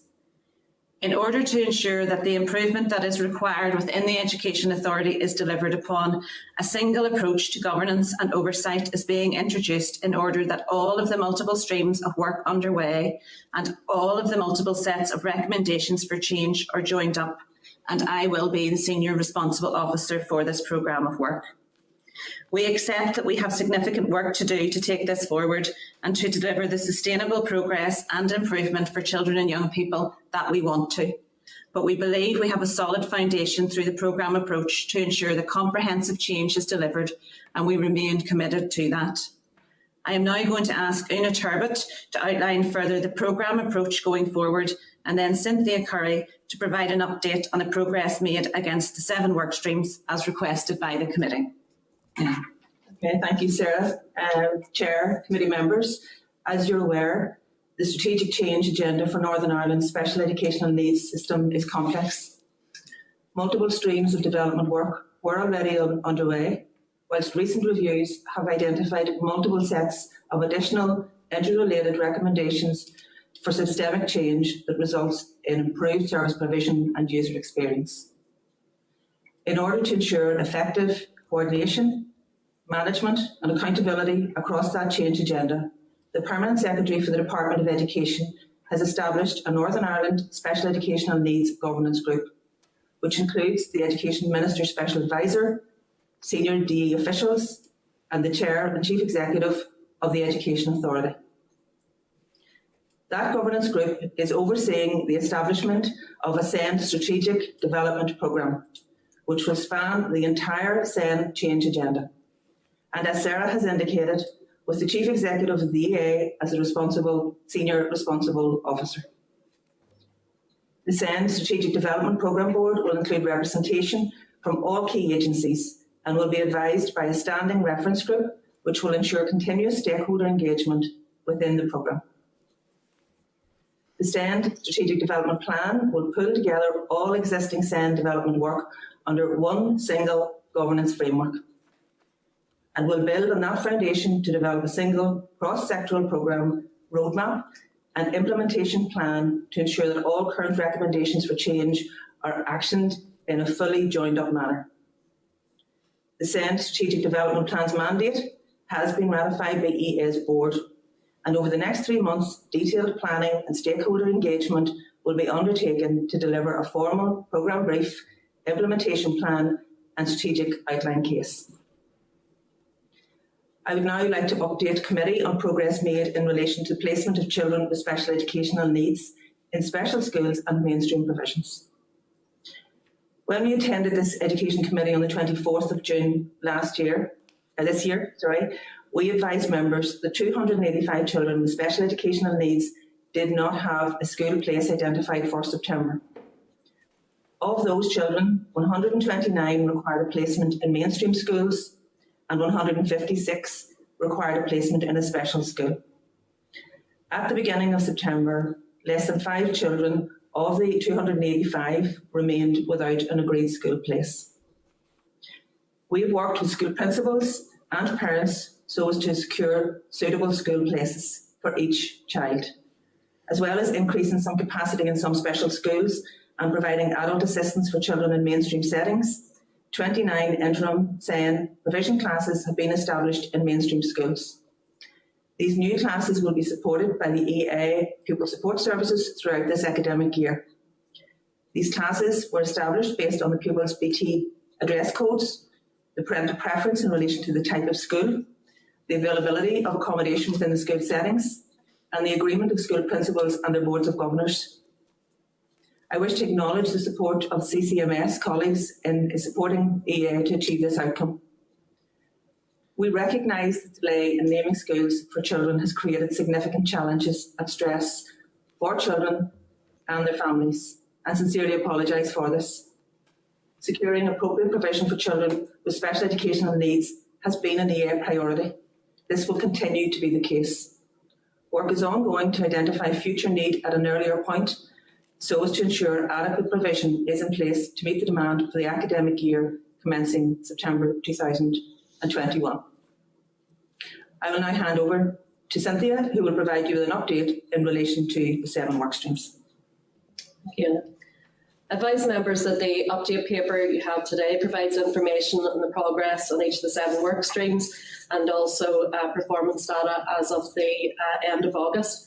And in my verbal update, I will use data as of the 18th September to give you the most up-to-date information. At the end of November 2019, 1,070 cases, 47% of all open cases, were delayed beyond the 26-week statutory framework. In June, this had reduced to 603 cases, and I can now confirm that this is currently 530. Of the total 530 cases open greater than 26 weeks, approximately 400, 70%, have been issued with draft statements and are in the final stage of the process, i.e. agreement of the draft statement, agreement of placement and issue of final statement. Improvements continue to reduce both the number of children waiting longer than 26 weeks and also, importantly, targeting the children who have been waiting the longest. Committee were previously advised that 107 children were waiting for more than 80 weeks for their statementing process to be completed. I can now report that we have no cases waiting more than 80 weeks. Children waiting over 60 weeks have reduced from 265 to 19, 93% reduction. And those over 40 weeks have reduced from 530 to 90, 83% reduction over the same period. These represent significant improvements as these cases often require multiple discussions between services, professionals, parents and schools to find the best solutions for children and to agree tailored or bespoke approaches to suit the unique needs of each child. During May to September, when teams faced a range of COVID-related pressures, such as remote working, and additional pressures of securing placements and provision for children, they not only maintained but increased productivity, with the average number of completed statements per month increasing to 281 from an average 253 in the previous period from September to end of March 2020. And indeed, we hope to see continued improvements through to the end of September. We recognise the importance of timely, accurate management information to assist the service in the delivery of this complex statutory process, and we continue to work hard to address data quality issues associated with the recording of information. We have developed a number of performance dashboards to help manage the performance of the process. As members will be aware, these statistics include all exceptions. As highlighted previously, improvement work needed to be undertaken regarding the application and recording of exceptions in order to improve data quality and ensure the appropriate use of exceptions as per the Code of Practice. Significant work has been undertaken in this area, and we can report that we are currently piloting a new model that will ensure the appropriate application of exceptions and the proactive management of these to remove any undue delay where possible. In this regard, we continue to work closely with our colleagues in health and social care to improve current processes.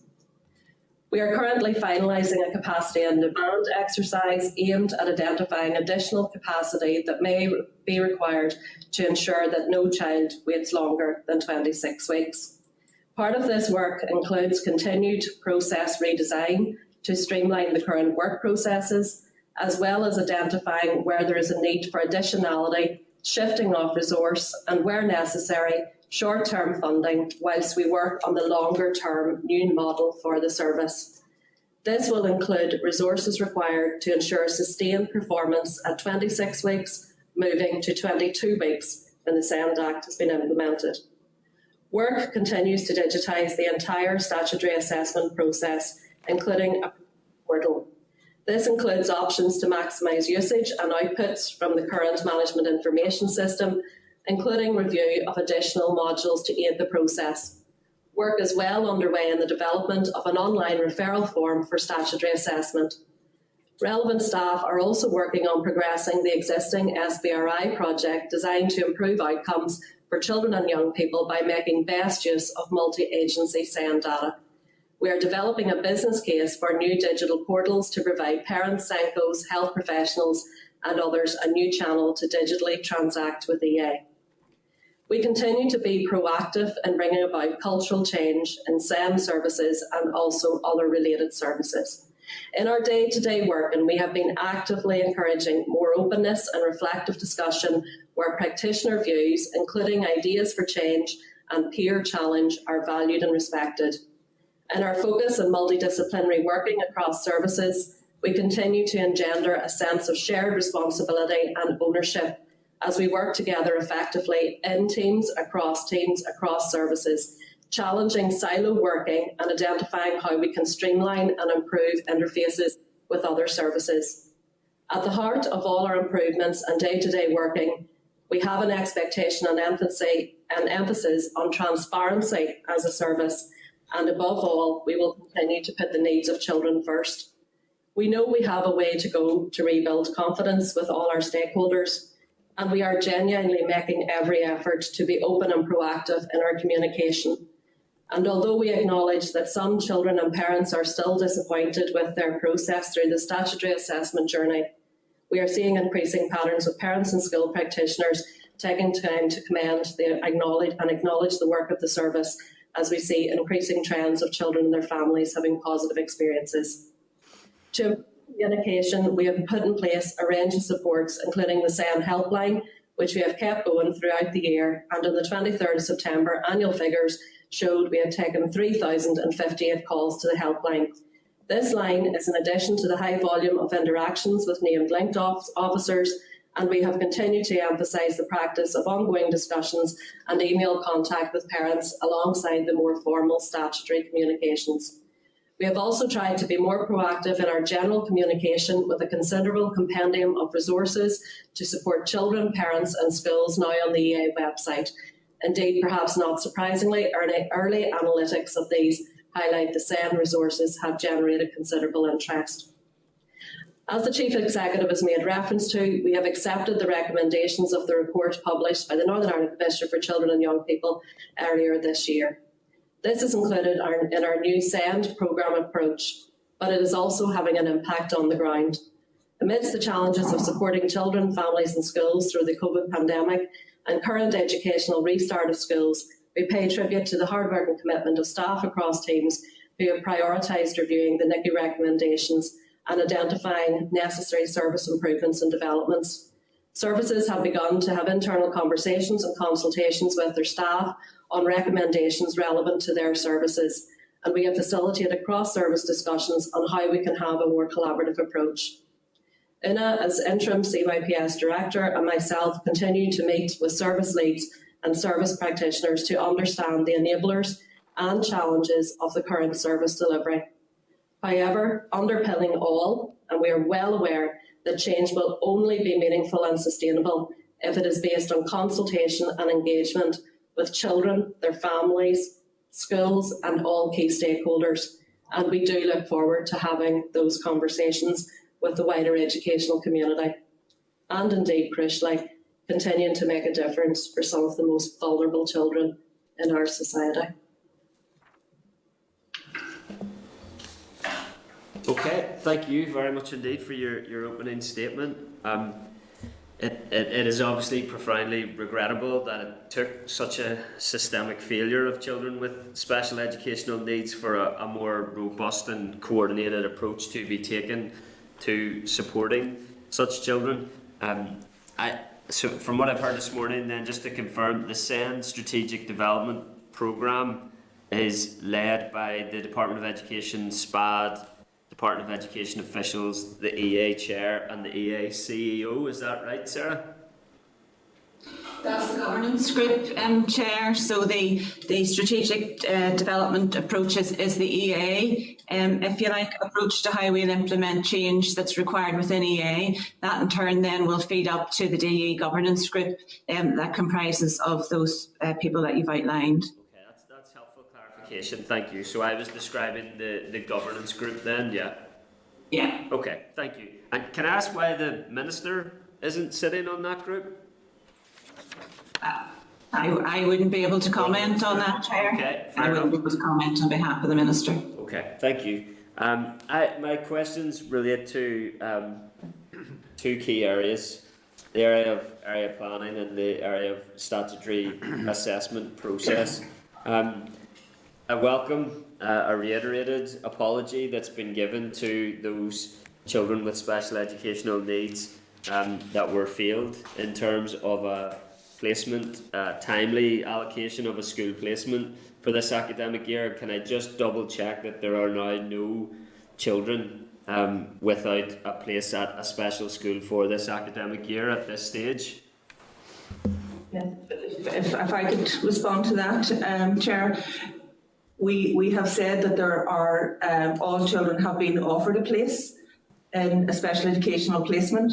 However, there are less than 5 children who have where that's to be agreed with the parent, and we're saying less than 5 because under our data protection requirements, we do not want to say anything that would highlight as an individual child. Understandable. You can't specify the number once it gets to less than 5. Understand that. Okay. However, from that response, what I'm understanding is then there is at least a child that has not yet been placed in a special school for this academic year. I think that's a fair conclusion, and we are working very closely with parents and with schools to make sure that all children have a place that is agreeable to them. Okay, and I'm conscious that you have come into this role recently, so I think that has to be taken into account, and the work that has been done, that you have done, and that your staff have done to try and respond to that completely unacceptable situation has to be recognised.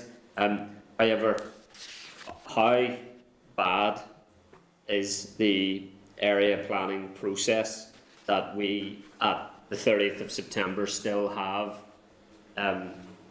less than 5 children without a place at special school in Northern Ireland? I answer that. Chair, I think we recognise that we need to make improvements to the area planning process, particularly in the area of special schools and specialist provision in mainstream schools. We have identified that as a key tenant, if you like, of our improvement plan and the requirements that we need to move forward, because if we don't resolve the area planning issues, then a lot of the other work that we do won't have the desired effect or impact that we have. So we do have developed now an area planning framework for special schools and specialist provision in mainstream schools. It is in draft. It has been through our internal procedures, and we do want to see that out for consultation during the month of October. To begin to really accelerate and move forward with the area planning agenda in this area, which, as you quite rightly say, the placement of children in special schools and specialist provision this year has highlighted that we are doing that at too late a point, and that we need to move that, first of all, forward in the year, as Una described, for this year coming, as in the academic year coming, but also on an ongoing basis, that we know we have the right provision in the right place to meet the needs. I think there are serious questions to be answered regards how we got to this situation. I'm not entirely sure that those questions are for the EA officials in front of me today. Therefore, I'm not going to labour those questions. I do think it adds weight to calls for an independent review of SEN provision, but I welcome the fact that the officials in front of the committee today recognise the urgency with which appropriate, robust, advanced area planning must take place to ensure we are not in a situation next year where children with special educational needs are not yet placed in school on the 30th of September. It's completely unacceptable. Okay. In terms of statutory assessment, what percentage of open assessments are now over 26 weeks? So we have 530 cases over the 26 weeks. I haven't got that percentage, sorry, haven't got that percentage with me, but it's 500. Okay. Do you know how many assessments there are at this moment in time? How many open assessments there are? Open assessments, there are one. Sorry, I haven't got. That's okay. It can be information you can gather there in the course of the session or later on. I can move on for now. Yeah. Okay. And it'd be useful to know the average time for the award of a statement as well. Obviously, there have been reductions in the amount of cases that are and a completely unacceptable amount of time beyond the 26-week statutory limit. However, progress has been made, which again only serves to raise the serious questions about how we got here, when your team, the current team, do appear to have made a very conscientious effort to reduce those completely unacceptable figures. However, 530 applications over 26 weeks is still profoundly concerning, and has real implications for children not accessing the support that they may well need. What further targets do you have for the year ahead in terms of those reductions? We have just completed a capacity and demand exercise to look at our targets, and we've been looking at the potential of getting within the 26 weeks by the end of March. Now that's a very challenging target, and we're currently looking at what we need to do to get there. In terms of our staffing capacity, in terms of refiguring office processes to bring about more efficiencies within that system. But that is where we are working towards at present in the current capacity and demand. Now, that may require additional short-term resource in terms of staffing, but we are determined that we will try and meet that challenging target. Okay, last question for me for now. A fair amount has been made in a local newspaper today with regards to the amount of investment made in special educational needs support for children with special educational needs. Do you have adequate resource? Can you use that resource more efficiently to ensure that we do meet the needs of children with special educational needs? I think, Chair, it's probably a question of both, and that's part of what we want to try and get underneath through the demand capacity analysis that Cynthia has described, which we've done in one service at this stage. But what we don't at this stage have is a sense of what the unmet need is as well, and we know that that certainly featured heavily in the Northern Ireland Children's Commissioner report about unmet need and unmet need at school level. So in answer to your question, my own personal view would be it is both. We both need to be clear about how we are directing the resource that we have and how we use that to its maximum efficiency. But I believe that if we are really to truly address this, we will require additional resource. I don't have the quantum of that at this stage, because that in itself is a significant exercise identifying that unmet need. Okay. I think there are a wide range of other public provisions that could have been targeted for questioning by local newspapers, but we'll move on from that. Can I bring in Deputy Chairperson Karen Mullen, MLA? Thank you, Chair.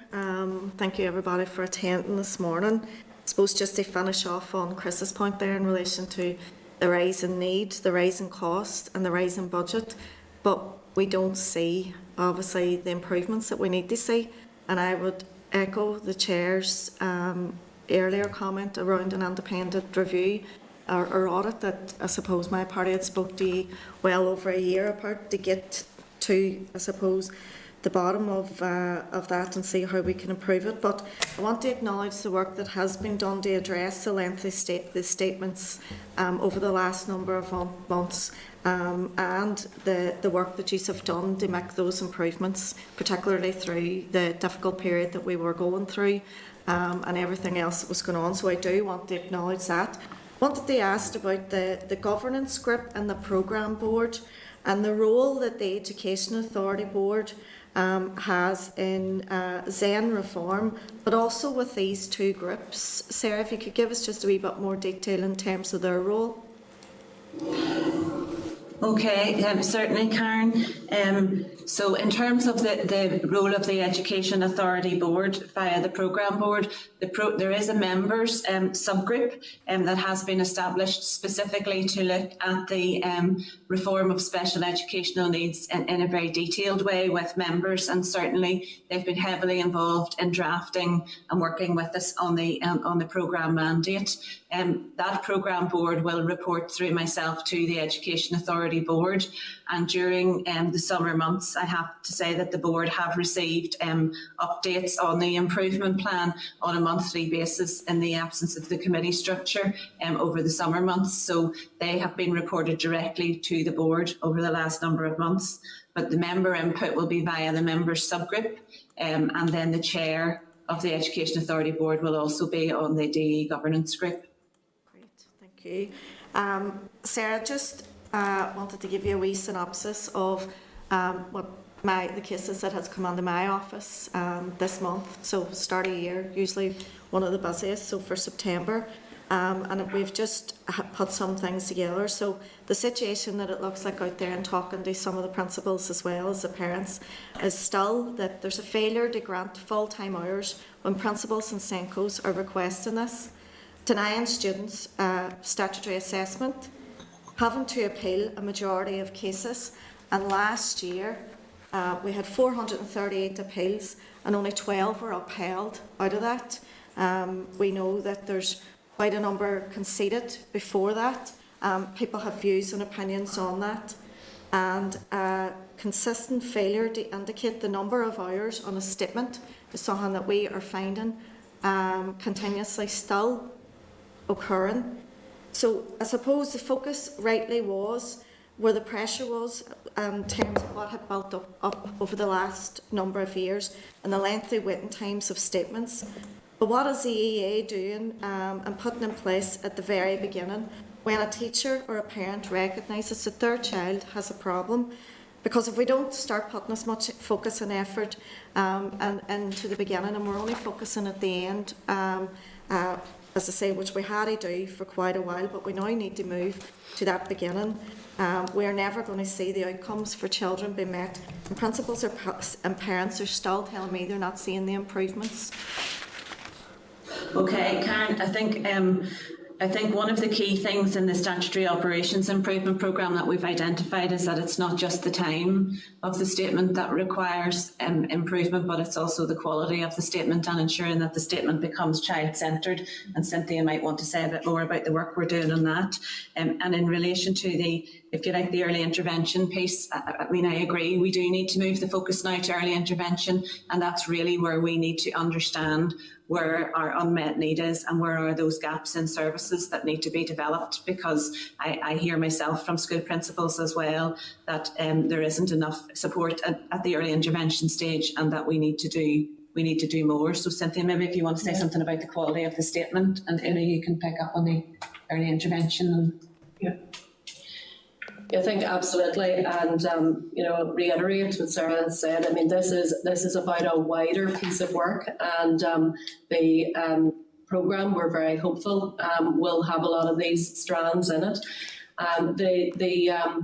In regards to the actual statement, we have a number of different teams looking at that. We are looking alongside psychology and how we can improve the statement, the quality of the statement coming through from Educational Psychology Service, working alongside statutory operations, but also in relation to our SEND implementation team, looking towards the future. We are looking at how we can encourage families and children's views to be part of that statement, so that when we come to the end of a statement, it doesn't look like the family or the child don't recognise the actual personalisation of the statement. So we have 3 different teams actually focusing on that at the moment, and that will feed into the overall programme approach as we look at reviews within those services. But absolutely, this is not just about the time of a statement, it is absolutely about the quality of a statement. We said from the start, this is about making this service and this process child-centred, and that will include the quality of the statement.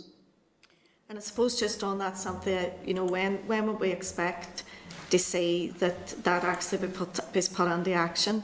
That a statement is complete, everything's on it, and that a number of people then don't have to be chasing up then and delaying the time before the support actually gets to the child. Yeah. We want that as soon as possible, but I suppose there is a good degree of work to go on. We have to be, I suppose, mindful of the statutory process. I think it's a good opportunity. We now go forward to consultation with potential new changes with the SEND Act.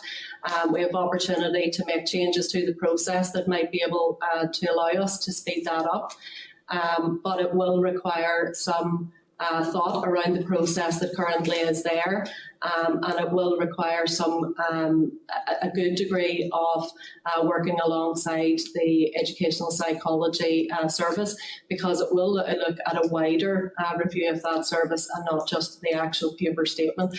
But I would absolutely want that as soon as possible. We understand it is one of the biggest stressors for families, and even at this point, what we're finding is that proactive communication with parents to even explain the very legalistic language that's in the statement has been something that we've found that has been necessary within the service. We want to get to the stage that we don't have to explain the legalistic language, that the language is straightforward and simple, but that will require a degree of working alongside the statutory process that is there at the minute.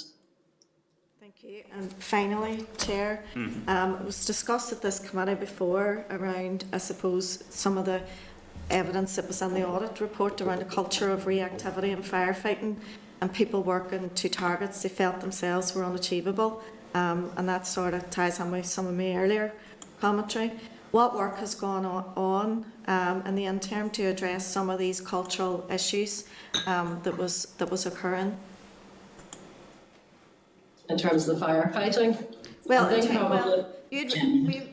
obviously, there was statements, it was delays in date stamps or files being lost, staff going off sick, so there was delays and there was staff not working, or they believed that it wasn't achievable to work within the 26 weeks time frame. So we had seen all that in the audit report that you presented to us earlier in the year. So what has been put in place to change that culture and move forward? A lot of work has been put in that particular space, really. First of all, it's about setting the type of expectation that we want and the culture that we want for the service.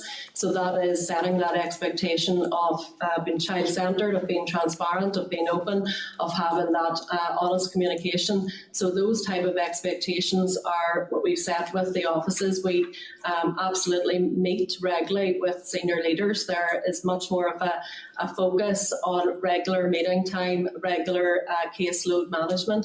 We've also looked at the practicalities around the process. So we have developed workflow arrangements, workflow processes, where we're trying to bring about a lot more standardisation across the region, across offices. And that includes looking at those elements that you've made reference to there, looking at the dates and ensuring everyone is clear and that there is consistent application of the processes.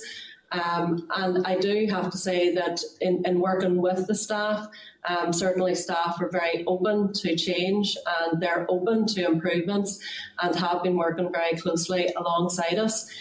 There has been a lot of change in a short space of time for staff, and I think the fact that staff are coming along with us and they are working to change the culture is a testament to the staff, but also a testament to the fact that I think we are moving in the right direction in terms of changing the culture. Thank you. Look forward to seeing those changes actually being put into practice and making improvements for children and families. Thank you. Thanks, Karen. Robin Newton. Thank you, Chair, and welcome, Sarah, Una and Cynthia. Thank you for coming along. I'm not going to go back on all the disappointments that the committee experienced when we first learned about this problem. I think it's probably true to say that it's not often you get politicians around committee tables united, but certainly there was a unity from members from all of the parties on learning about these problems.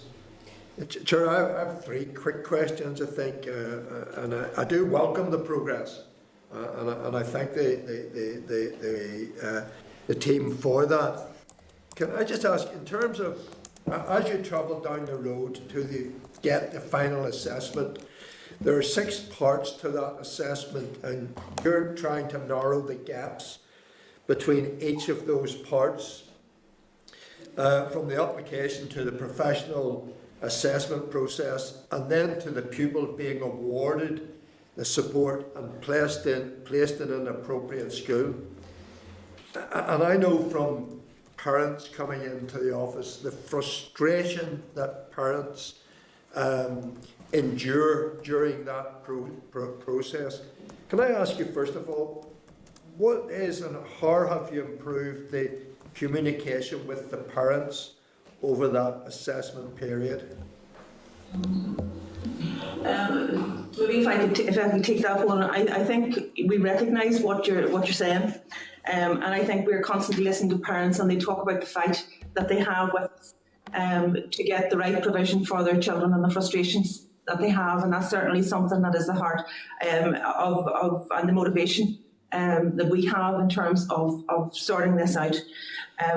I suppose my take on this is that this has been seen as a process. It's been a statutory operations process, and whilst there is a process to be adhered to in order to comply with our legislative requirements, what we are desperately trying to do is to create a partnership approach, a partnership with parents, a partnership with schools and SENCOs, so that we get the right provision for children in a timely way and as early as possible. We are trying, I suppose, to do that in order to secure better educational outcomes for children with special educational needs. So it's not just about getting them through a process and us meeting targets in relation to adhering to our 26-week time frame or getting that child placed in school. It's about making sure that we have the right provision so that when the child goes to school, that they have the right supports in place.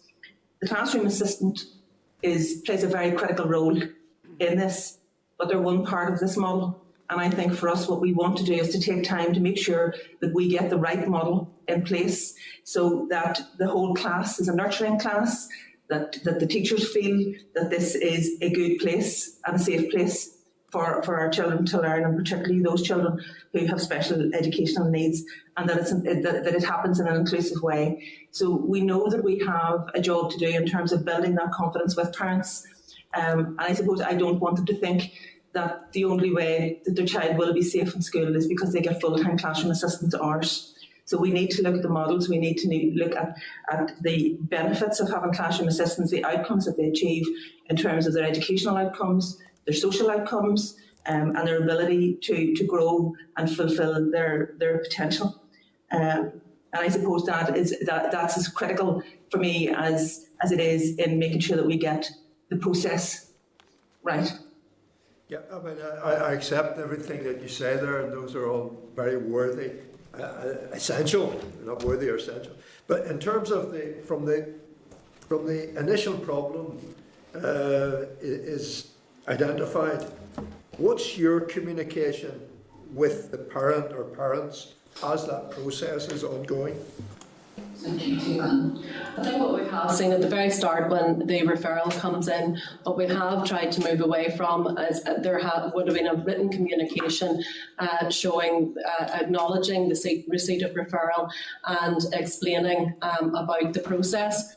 We are trying to move away from that because we do feel that we want to get to a point, as Una said, we need to get to a point that this is more about a connection with the child, where not only does someone get that actual written communication, but they get a phone call to say, we acknowledge that you're coming into the process and that here are the next steps for the next 6 weeks and so forth. We are trying to move to that. We are trying to move to that style of model.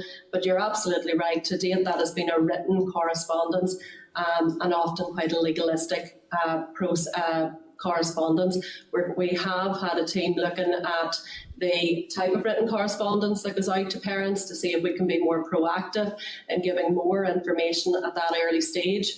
And the SEND implementation team have been looking at that very aspect about each of the points that parents get, the written communication, how we can make that more user-friendly. But where we want to move in a model is that written communication is a phone call to the parent, so that it's not a faceless process.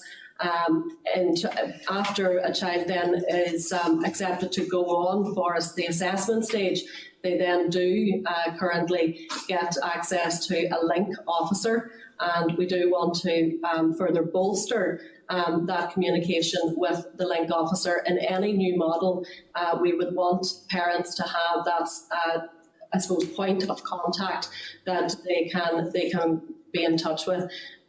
But at present, you're absolutely correct. It is a written piece of information that goes.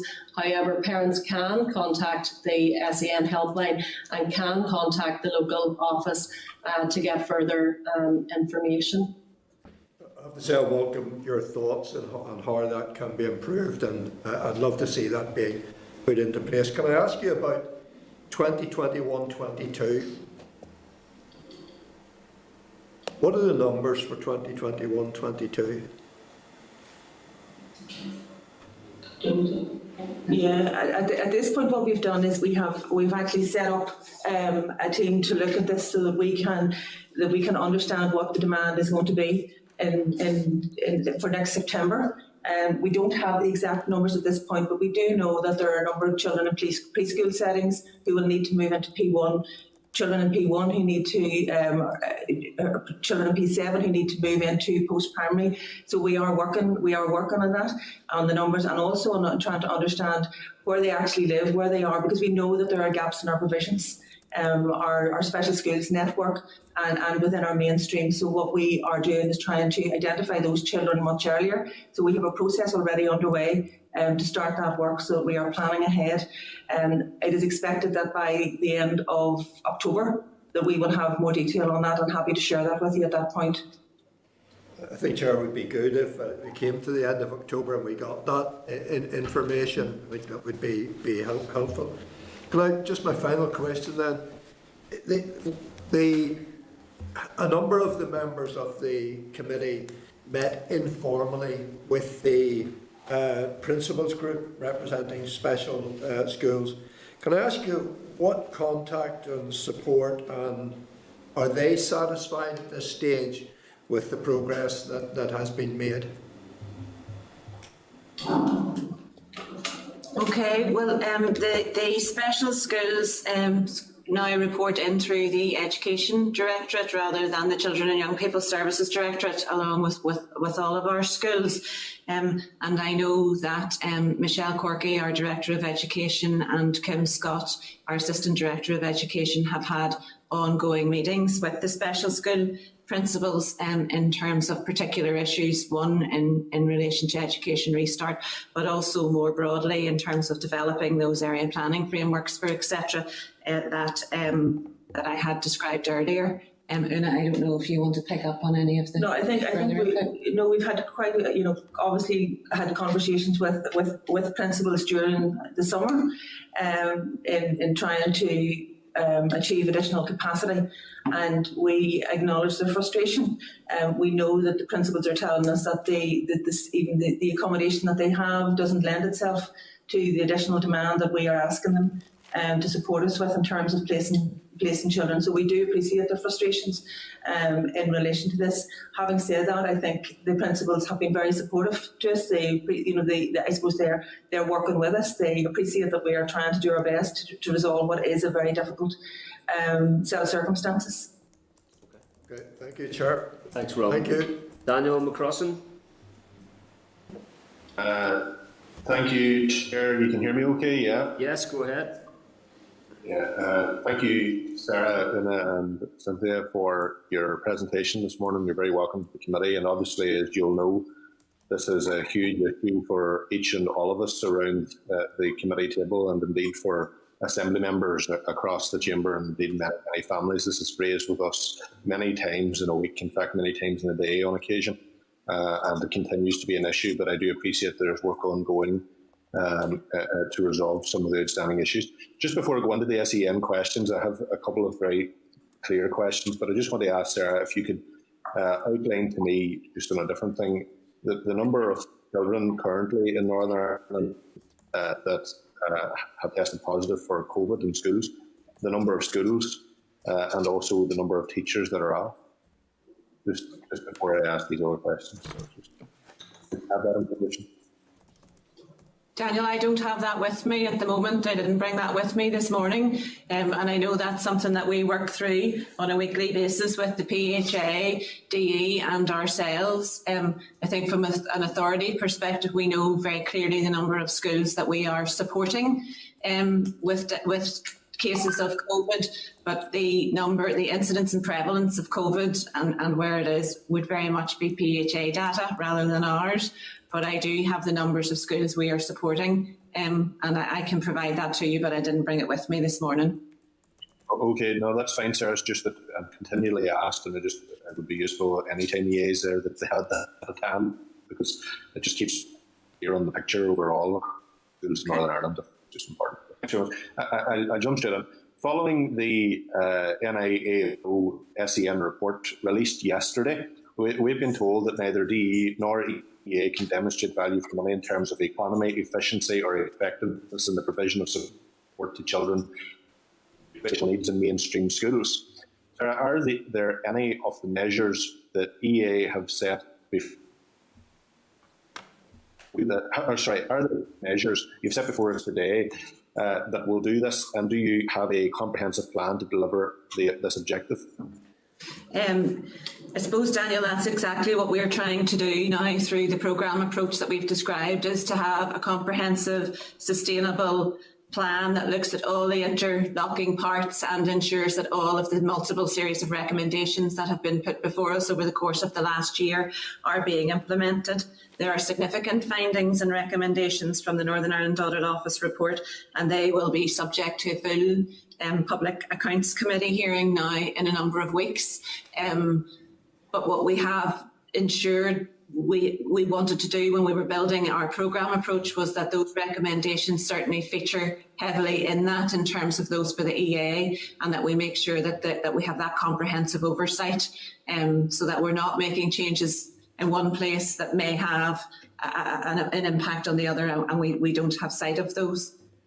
Daniel, just by way of reminder, obviously I stated at the outset that the committee, unfortunately, I would happily, as you appear to be, spend as much time as possible on that Audit Office report. However, we are not permitted to refer to it, and officials are unable to answer questions on it.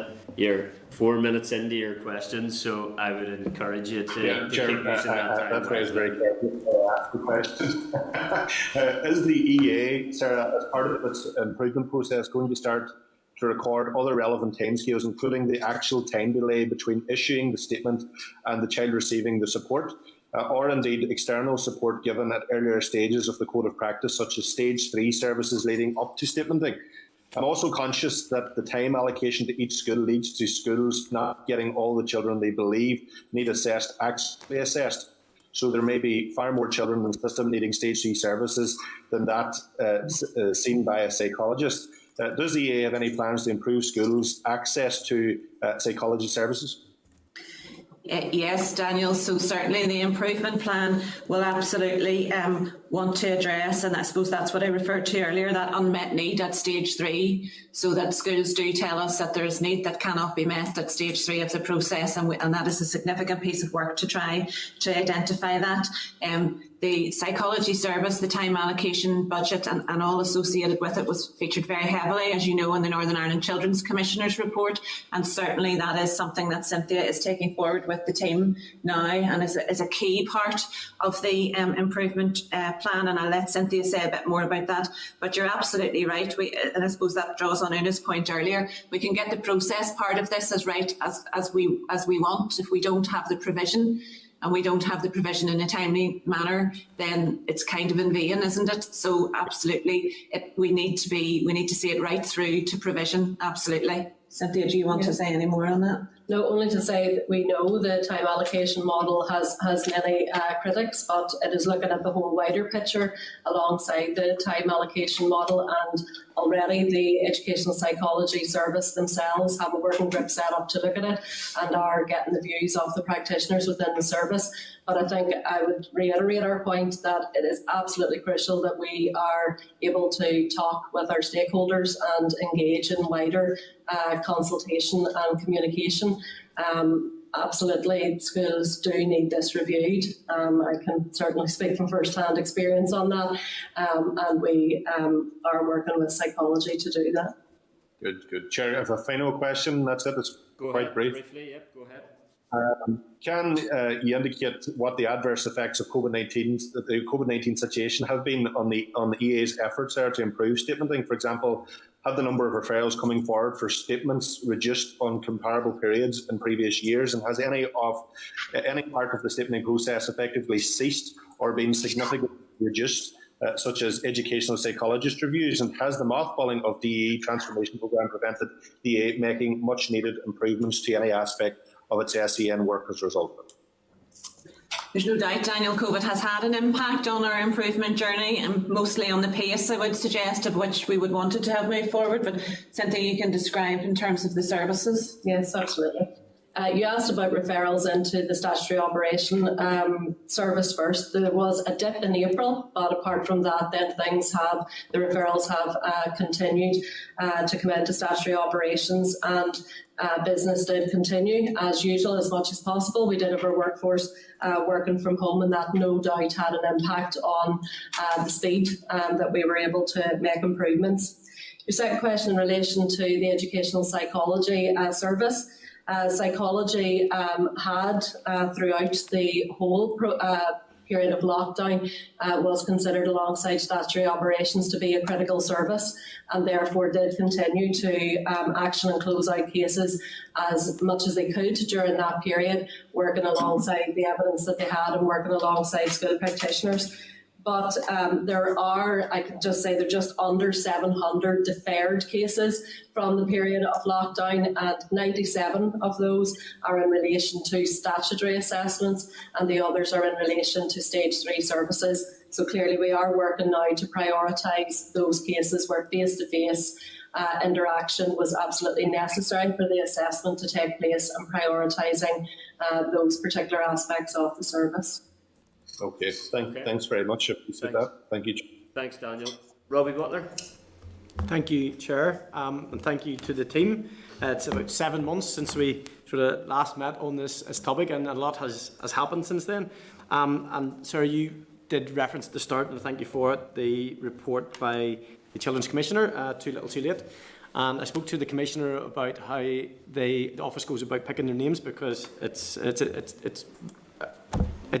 does what it says on the report, does what it says in the tin, and I hope that COVID doesn't frustrate your efforts to ensure that the Commissioner doesn't write a second report which steals another name, which is the still waiting and around mental health. So I just want to be on record of thanking you guys for what you have done, because you guys did inherit a historic wreckage. But I do, and I have seen and witnessed some of the hard work that you've put into addressing some of the problems that exist and still exist. But today the Minister announced the opening of a consultation on the SEN Code of Practice. So with regard to your improvement project, could you indicate to me whether this works in a way of good synergy, or whether they coexist without touching?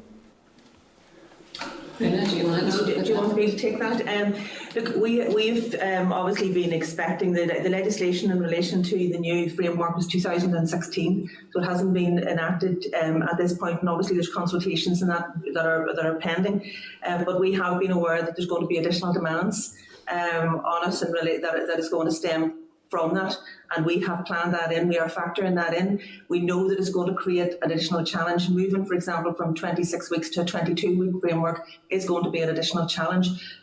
So we are taking that on board. We're factoring that in, and that will be part of the programme approach to moving forward. Brilliant, and I would encourage anybody that has any interest in SEN to inform the consultation. When we were last here, I asked a question with regard to seclusion and restraint. I think the answer was that the EA were working with the department to develop policy and guidance on that. Is there any further update on that? There is in that there is a planned meeting. We're talking to DE colleagues in relation to that, and a meeting is being planned. That is one of the issues that actually has been put on hold because of COVID. No problem. I get that, and COVID has probably is affecting much more than that. I think the thing that struck me in February most about the conversations, and I think the Deputy Chair touched on this, was the culture that had been allowed to develop in and around the sharing of information, the different IT systems, the attitude towards targets and so on. Has COVID had an impact on your ability to tackle that culture change that was absolutely required? I would say no, Robbie, and I suppose that's a pretty bold statement to say, but I think just to say, and as Cynthia made reference to it, I mean, Cynthia meets with the team leaders and with the practitioners on a very regular basis to do case review and to examine cases and learning from cases and what we could do differently in cases and how we can move cases on. So it's a very active approach. It's not I think sometimes when you say a meeting, it feels like it's a very passive thing, but it's a very active approach that Cynthia takes directly with the team, and really that's about setting out the standards and the expectations around our culture. I think alongside that, Una meets regularly with the heads of service now around that cultural piece, our standards, our values, our behaviours, what we do and how we approach our business. And certainly I have met along with Una and Cynthia and all the heads of service as well, really to reinforce that message that, we appreciate that the teams are doing their best and doing a good job, but we must do those within our EA values and be open and transparent. So I think at every opportunity we can get, and we take the opportunity to reinforce that message. And as Cynthia outlined earlier, I think the teams really welcome that, actually. I think they've been waiting on this for a long time, and they really welcome the opportunity to be able to themselves influence and impact on the changes to their services that have probably frustrated them at times as much as they have frustrated parents and young people. Thank you for that, and I do thank Una and Cynthia for the leadership they're given to their teams in terms of addressing that cultural change that is required. One of the other issues was in and around the use of software and the different types of software and stuff. So COVID obviously has people working remotely. Has there been any change with regard to the software or hardware or the digital approach, and is there an update on that?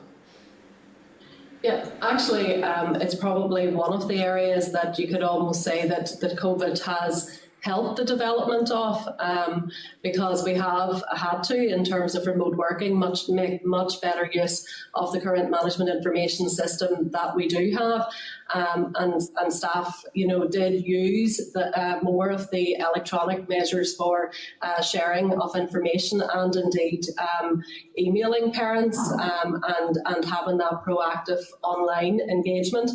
But I think we have made committee aware that the management information system does need more updating, and we have a few different project areas ongoing at the moment, especially with the SBRI and looking at sort of cutting edge technology that can take multi-agency data, and not just for statutory but end-to-end processes where we can try to link up our information, our digital platforms with schools' platforms, so that it makes that exchange of information even more streamlined. But certainly COVID, for all of the drawbacks it's had, it has absolutely almost changed the culture of using digital means to do business, to transact business, not least actually online forums for meeting, also with a good use of time. Robbie, EA and DE are coming next week to talk about some of those issues around COVID and restart, just to... Yeah, no problem. I appreciate that, Cynthia, because actually as bad as COVID's been, what it has done is it has driven some improvements in certain areas, and I would hope that that digital piece is there. And I'm glad that you also picked up on the sort of end-to-end use of digital, so that's that digital admissions, for instance, in schools, and possibly that sharing of information from parents as well, which should allow us to speed up the processes. Last question then, and this is for you, Sarah. So obviously, in the interest of just full transparency and openness, could you identify to the committee maybe if there's any single issue that is of great concern to you at the moment that we should be aware of in terms of just either the improvement or moving forward in the transformation of the sector? I think, Robbie, for me, and this is why the programme approach is so important, for me we have so many recommendations now, and we're so clear about the wholesale nature of the change, if you like, that for me the key is that in trying to do so much, we end up not achieving very much. And that's why I think that the programme approach is very important, because one of the things that I'm very clear, and Andrea and Cynthia will be fed up hearing me saying this, is about, as I describe, a clear line of sight between all of this work and back upward to me and onward to our board. And I think that's very important, because there are so many priorities that we have identified, and there are so many changes that we need to make that, as I say, they might all get lost, or some might get lost, or interdependencies might get lost. So for me, the key is that clear line of sight, and that oversight, and that governance, and that accountability, and our ability to be able to show and demonstrate to the committee, to the public, to our board, that we are making progress, because it's going to take us time. And so while it might take us time to reach the end point, we have to be in a position to be able to demonstrate the progress that we're making. And I suppose it's back to Karen and others' points. We need there to be a feeling that progress is being made amongst parents and others in terms of the feedback they're getting. So I might have answered that in a very long-winded way there, Robbie, but that's my last question to try and squeeze in the 7 minutes, by the way. It was a bold question and a bold but welcome answer. Thank you. Okay, thanks, Robbie. William Humphrey. Thanks, Chairman. Good morning, ladies, and thanks for your attendance. Chairman, I don't propose to ask any questions or make comment today. Now, that doesn't reflect the lack of interest or concern around the issue. It's simply the issue that the Public Accounts Committee will be hearing evidence from the Audit Office and the EA at its meeting on the 15th of October. So I just don't think it's appropriate that I comment or ask questions today. I'll have an opportunity at that stage. Thanks. Understand that, William. Hopefully that's a helpful opportunity for you to clarify that. Thank you. Catherine Kelly.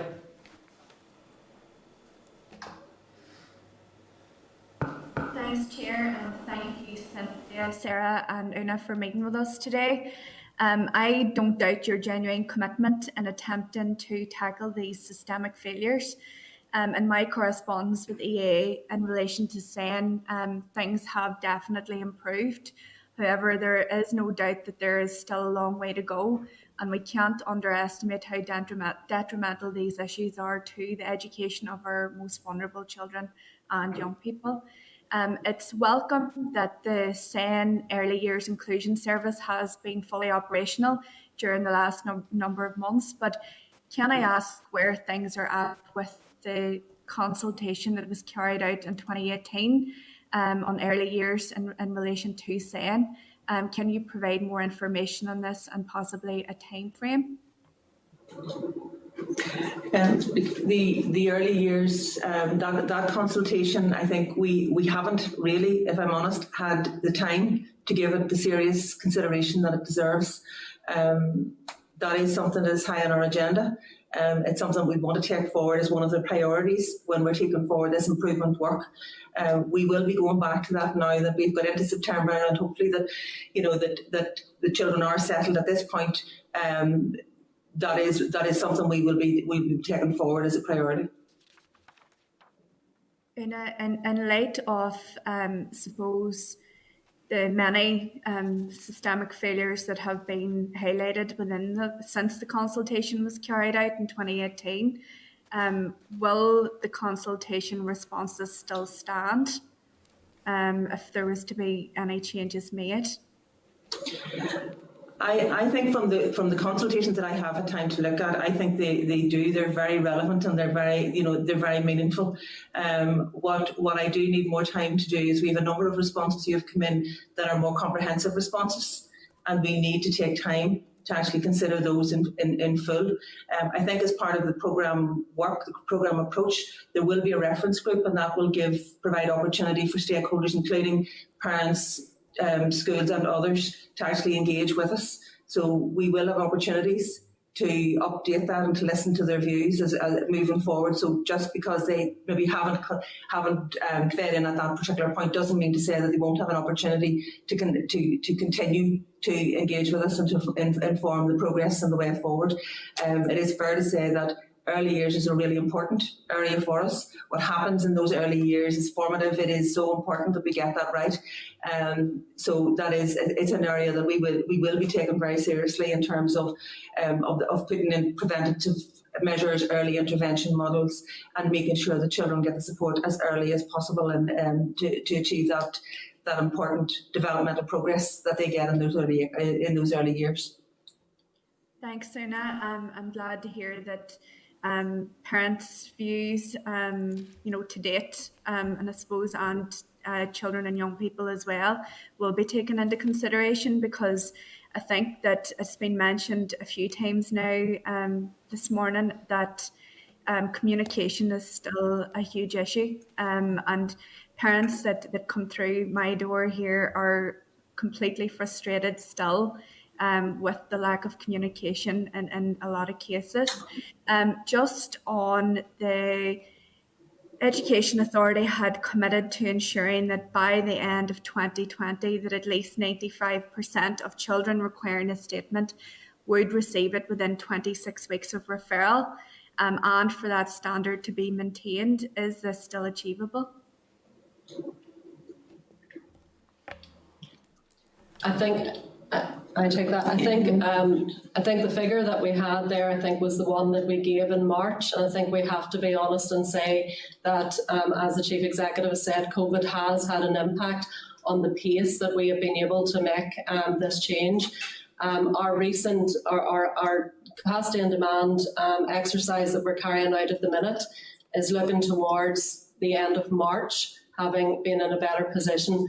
But I think we have to take into account the last few months have been slower in terms of progress than we'd have liked it to have been when we first gave that figure in March. Thanks, Cynthia. Thanks, everybody. Thank you, Chair. Thanks, Catherine. Justin McNulty.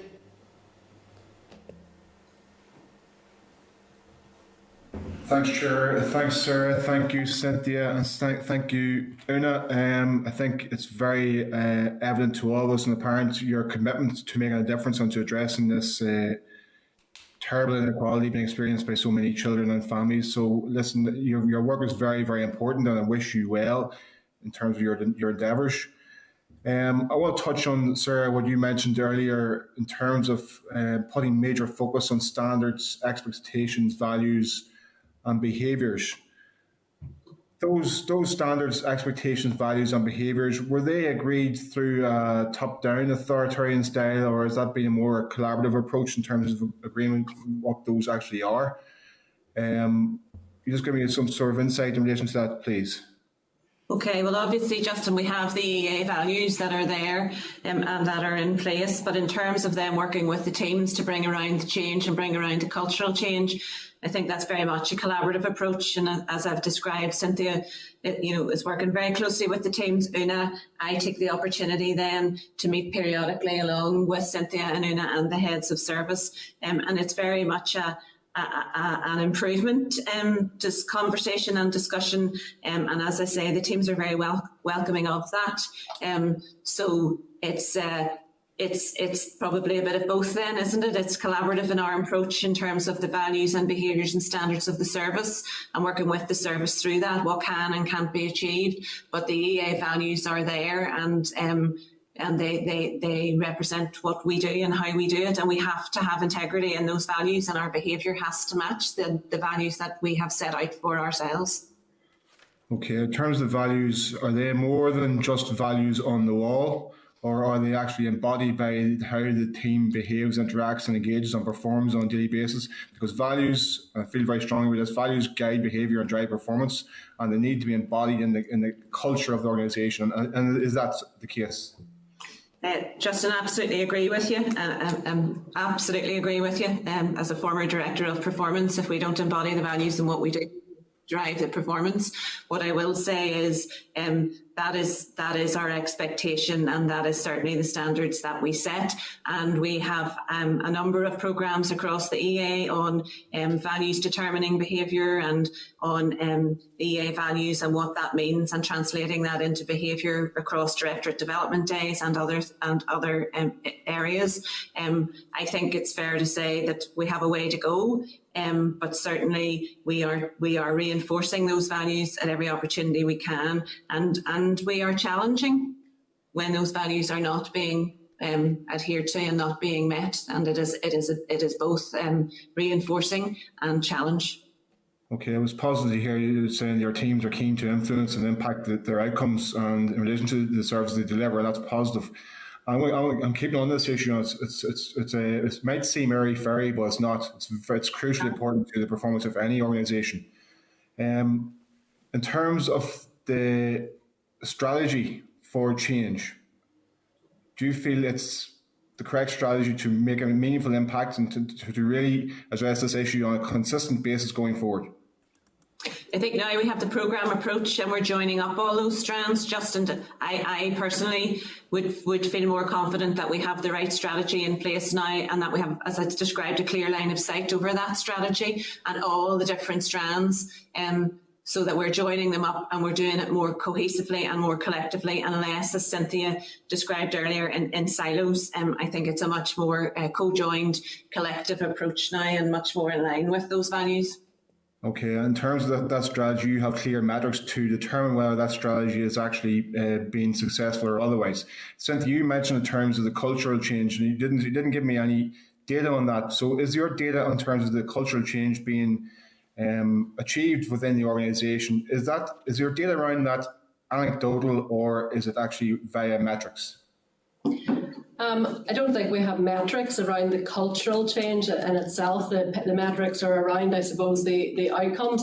But what I would say is that alongside those statistical metrics are the qualitative day-to-day conversations. And I think one of the things that I'm hearing more and more from staff, not just in statutory operations, but across services, is that they feel listened to and they feel part of this change. And I think those are fundamental aspects of change, because it brings about that sense of shared ownership. And I think probably for me, culture it's cliched, but it's the way we do business. It's the way we transact on a daily basis. And I feel that you can tangibly see differences, see and hear differences as this improvement work is working its way through. But actual statistical information on culture, no, we don't have that. But in terms of that qualitative information, I think it's you can see it, you can feel it, you can hear the conversations that are there. As the Chief Executive said, we have a way to go, but we certainly know that unless we keep on that journey, that it won't underpin change. Okay, well, I would encourage you to consider measuring that culture change but without killing it. That's a fine line to tread on. But it's very important because whilst you may have the correct strategy in place, culture, as Peter Drucker says, culture eats strategy for breakfast. So listen, I don't doubt for a second that your determination and commitment, all three of you, to make that difference and to move things forward in a positive sense, because it's really, really important no kid is left behind. So I wish you well in your endeavours, ladies, and continue good work. Thank you.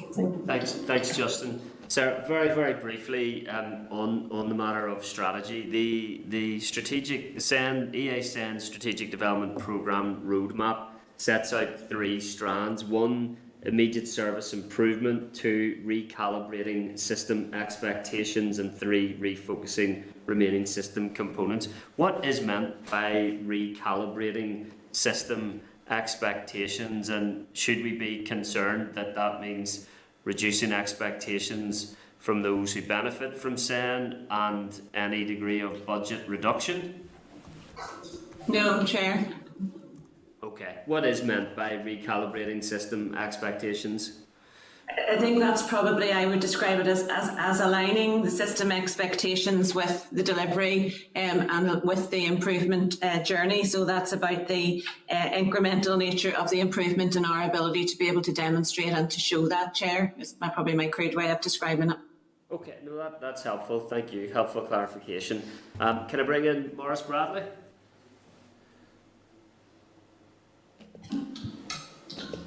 Thanks, Chair. You can hear there all right, yeah? Yes, yep. Indeed. Go ahead. My connections aren't too good up here. I'd like to thank the ladies for their presentation so far. They've proved that progress has been made. And I'd like to record my thanks to them for that improvement. And the answers that they've provided so far have been informative and I think far-reaching, so thank you. Identified before was a reluctance to adopt new procedures and a negative culture. You've already touched on that there. Has it really been addressed? Are the staff now proactive as opposed to being reactive? And is there an increase in the use of electronic form filling? And so I would say that staff are proactive. I think the outcomes speak for themselves. As always, we have always a way to go. We are always willing to move forward in this improvement journey, but I genuinely feel the staff are engaged in this process, and they certainly, have, I think, welcomed the actual changes and the improvement journey that we have laid out and that they have helped us to shape.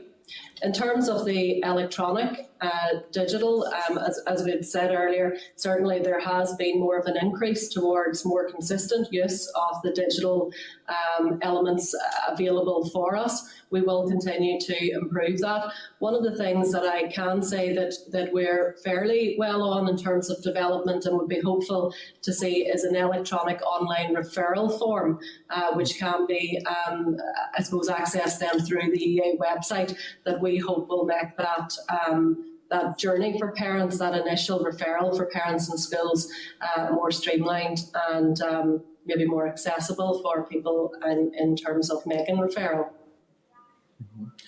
The proper use of IT can create efficiency and it can free staff up to do other duties, etc., etc. But as part of your IT structure going forward, have you identified one of the 5 offices that could hold a central server with adequate backup that can be accessed by all 5 SEN offices through secure login, etc.?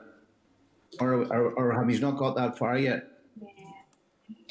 Well, from a technical perspective, Maurice, we have done in the wider ICT network. We have done that, and we have routed all our servers through Antrim Board Centre here with various backups in other places. However, I think it goes back to what we said in March time as well. We have a way to go with our ICT network corporately, and we have a way to go with our ICT systems. But with what we have, we have maximised what we can do. Okay, thank you very much for that. Thank you very much, Chair. Thanks, Maurice.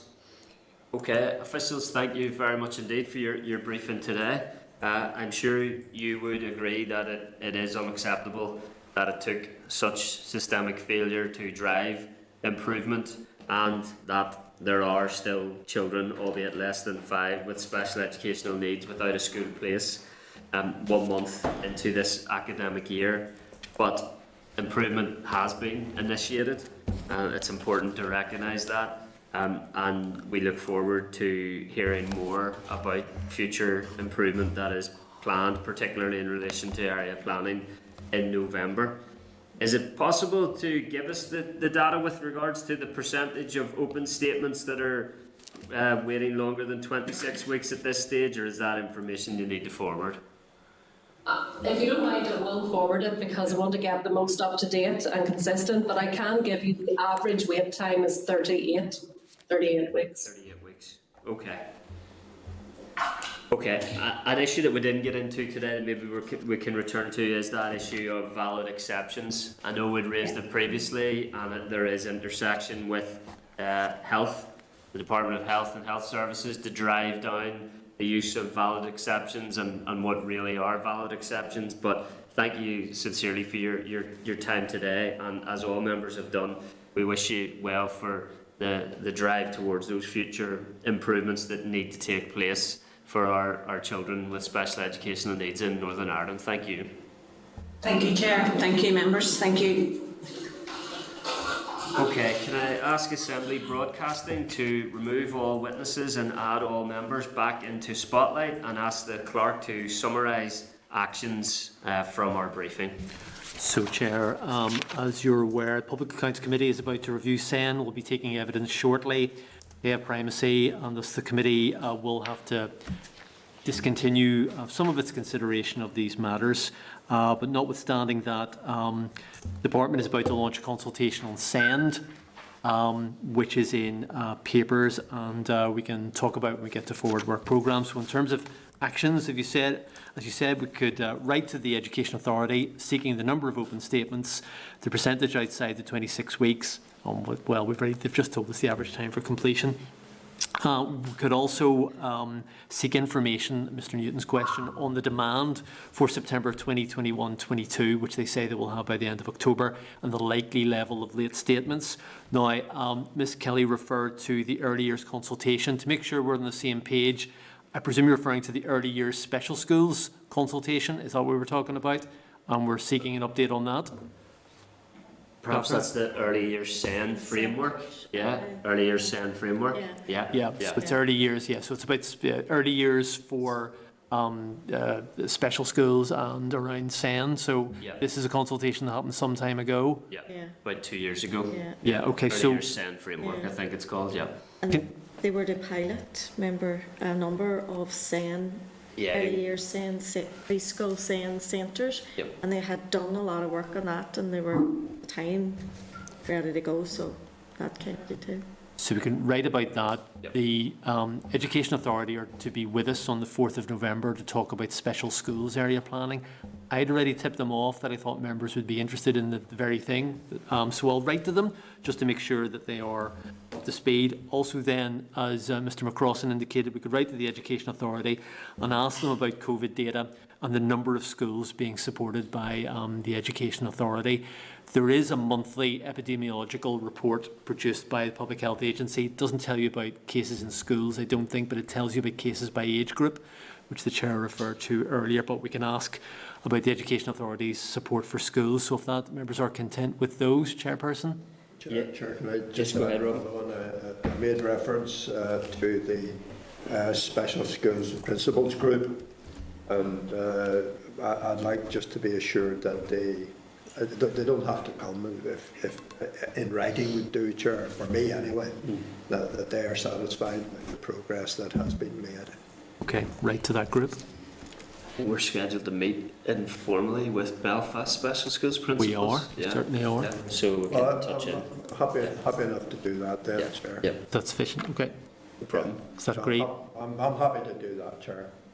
Is that agreed, Chairperson? Yeah, that's agreed. Although, Robin, it's a constructive suggestion to write to the Special School Strategic Leadership Group as well, just to seek their current state of affairs. Yeah, no problem. Making faces there, Peter. No, I'm trying to agree. No, that's fine. Is that agreed, Chairperson? Yes, that's agreed. Agreed, members? Yeah. Yep. Thank you. Lovely, marvellous. Okay. Sure. Just to, sorry, yeah, go ahead. Who's that? Can we Justin? access the Assembly Library and could we send Sarah, Cynthia and Una a copy of Peter Drucker's Harvard Business Review article? I'm sorry. I don't know if we have the mechanism to do that, but we could certainly advise that Justin strongly recommends they procure it and read it. Yeah. So which Drucker I'm aware of, I'm familiar with the works. Which one is the member referring to? Value for breakfast. Culture and Value for Breakfast, right, very good. I feel like we should all read that on your recommendation, Justin. Yeah. Send it around, Justin. Okay, members, just to note the final answer given there in terms of the average waiting time for a statement of special educational needs, that 38 weeks, I think that's approximately 9.5 months, which is an academic year.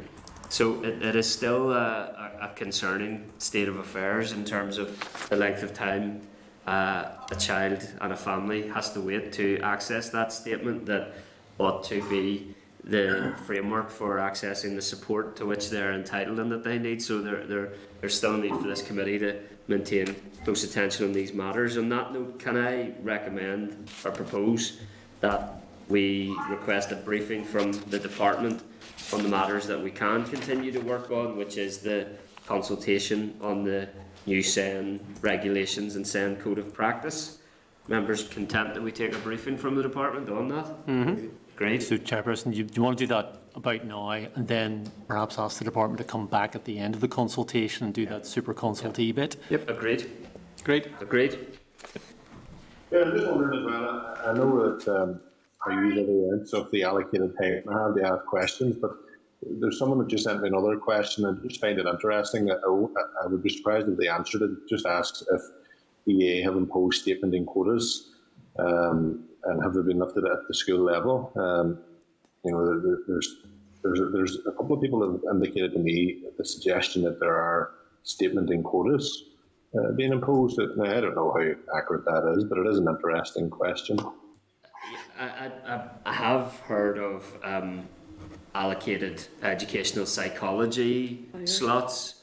I don't know how they would quota statements per se. Perhaps that is referring to an allocation of educational psychology, which can be very, very small in number. I'm conscious that I think the Minister has recently invested in the recruitment of additional educational psychologists, which hopefully will go some way to addressing that.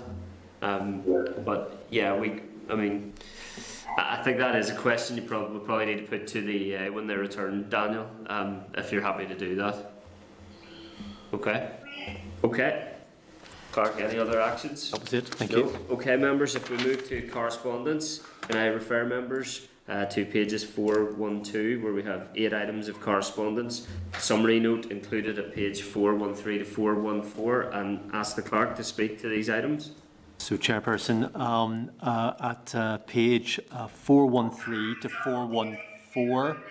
Sorry, just as, for members, we're still audible at this point in case anybody needs to mute any background noise. I'll come back to the clerk, thanks. Thanks. So at page 413 to 414, you have an index of the correspondence. And if I can ask, Chairperson, if members are content to dispose of the correspondence as per that summary note with the following exceptions. And there's not many here. At page 424, correspondence from the Committee for Procedures. They're looking for commentary on the temporary provisions contained within Standing Orders 110 to 116 relating to proxy voting and video attendance at statutory committee meetings. Can I ask, Chairperson, if members have any comments on those standing orders? Members are free to respond themselves or through their parties, or through their parties if they wish to. There should be a party response, Chair. Okay, members content to respond on a party basis? Yep. Yeah. Okay, thanks, jolly Clark. good. And then at 425, again from the Committee for Procedures, this is seeking commentary on the review of procedures for legislative consent motions. It's not something that often happens in education. There was obviously the coronavirus, which is the last time that was one that referred to education, and it's about the related standing order 42A. Again, Chairperson can ask if members have views or do they want to respond as through their parties. Content for party responses, yeah. Yeah. Okay. Okay. Thanks, Clark. Then at 427, page 427 is correspondence sent to the Public Health Agency by INTU regarding COVID-19 concerns, in particularly what they regard as the inconsistency of advice provided by PHA to schools in respect of limited outbreaks, something that's been in the news. Can I ask if the committee are content to share this with the Committee for Health for its information? Yep, yeah. Great. Very good. And then at page 430, correspondence from the Minister, which he sent last week, providing information on guidance to schools on the £12 million Engage programme. So if you look actually at page 414, I've broken down what it's actually been spent on. And this is for post-lockdown educational catch-up. And well, the Minister's coming next week, so members may wish to ask him questions about this then, if members are content to note for now. Yep. Noted. Agreed. Yep, noted. If I can ask then, Chair, if members are, if any other comments on the correspondence, or are we happy?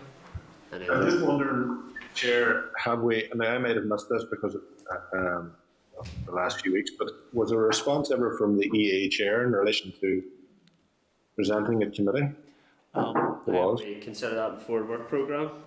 Yes. Okay. Yep. Okay. Thanks, Daniel. You've moved us on to the agenda item 8, forward work programme. I refer members to their meeting packs, include at page 412 our revised draft forward work programme, and ask the clerk to speak to these items and the session with the EA Chair. So taking them in the order that they occur then. So next week it's the Minister to talk about restart, and the week after that, 14th, the Education Authority Board Chairperson. They've just responded indicating that they are content to appear in the closed session, and will clarify who will come along with them and what documentation they may produce. So this 14th of October, Daniel, the EA Chair will be with us in closed session initially without prejudice to any future request to an open session. Okay. This might be a bit tricky. I was hoping to get us into the Senate so that all members could be present in person, but we can't. We may have to be in here. So I'll have a conversation with our broadcasting about how we do the closed session to make sure all is well. I think it should be straightforward, but we'll just sorry. William? Chair. Yeah. It's in relation to, you will know, Chair, from our last meeting of the Chairs Liaison Group, around, there's a discussion ongoing at the moment around the availability of meeting rooms in terms of complying with COVID, but also allowing the broadcasting to be facilitated. Now, there's another Chairs Liaison Group, I think it's on the 6th of October. You remember I raised with the Chief Executive around the use of the Assembly Chamber. And also there was also some discussion around the members' private dining room, because obviously it's not being used at the moment. Could I suggest, because I think Peter's point's right, it looks much better if obviously most members are in the room when these things happen, that the committee should write to the Chief Executive asking for an update in relation to the use of the Assembly Chamber and the members' dining room to help facilitate these things. Okay, members agreed? Agreed. Yeah. Agreed. Okay. Thanks, William.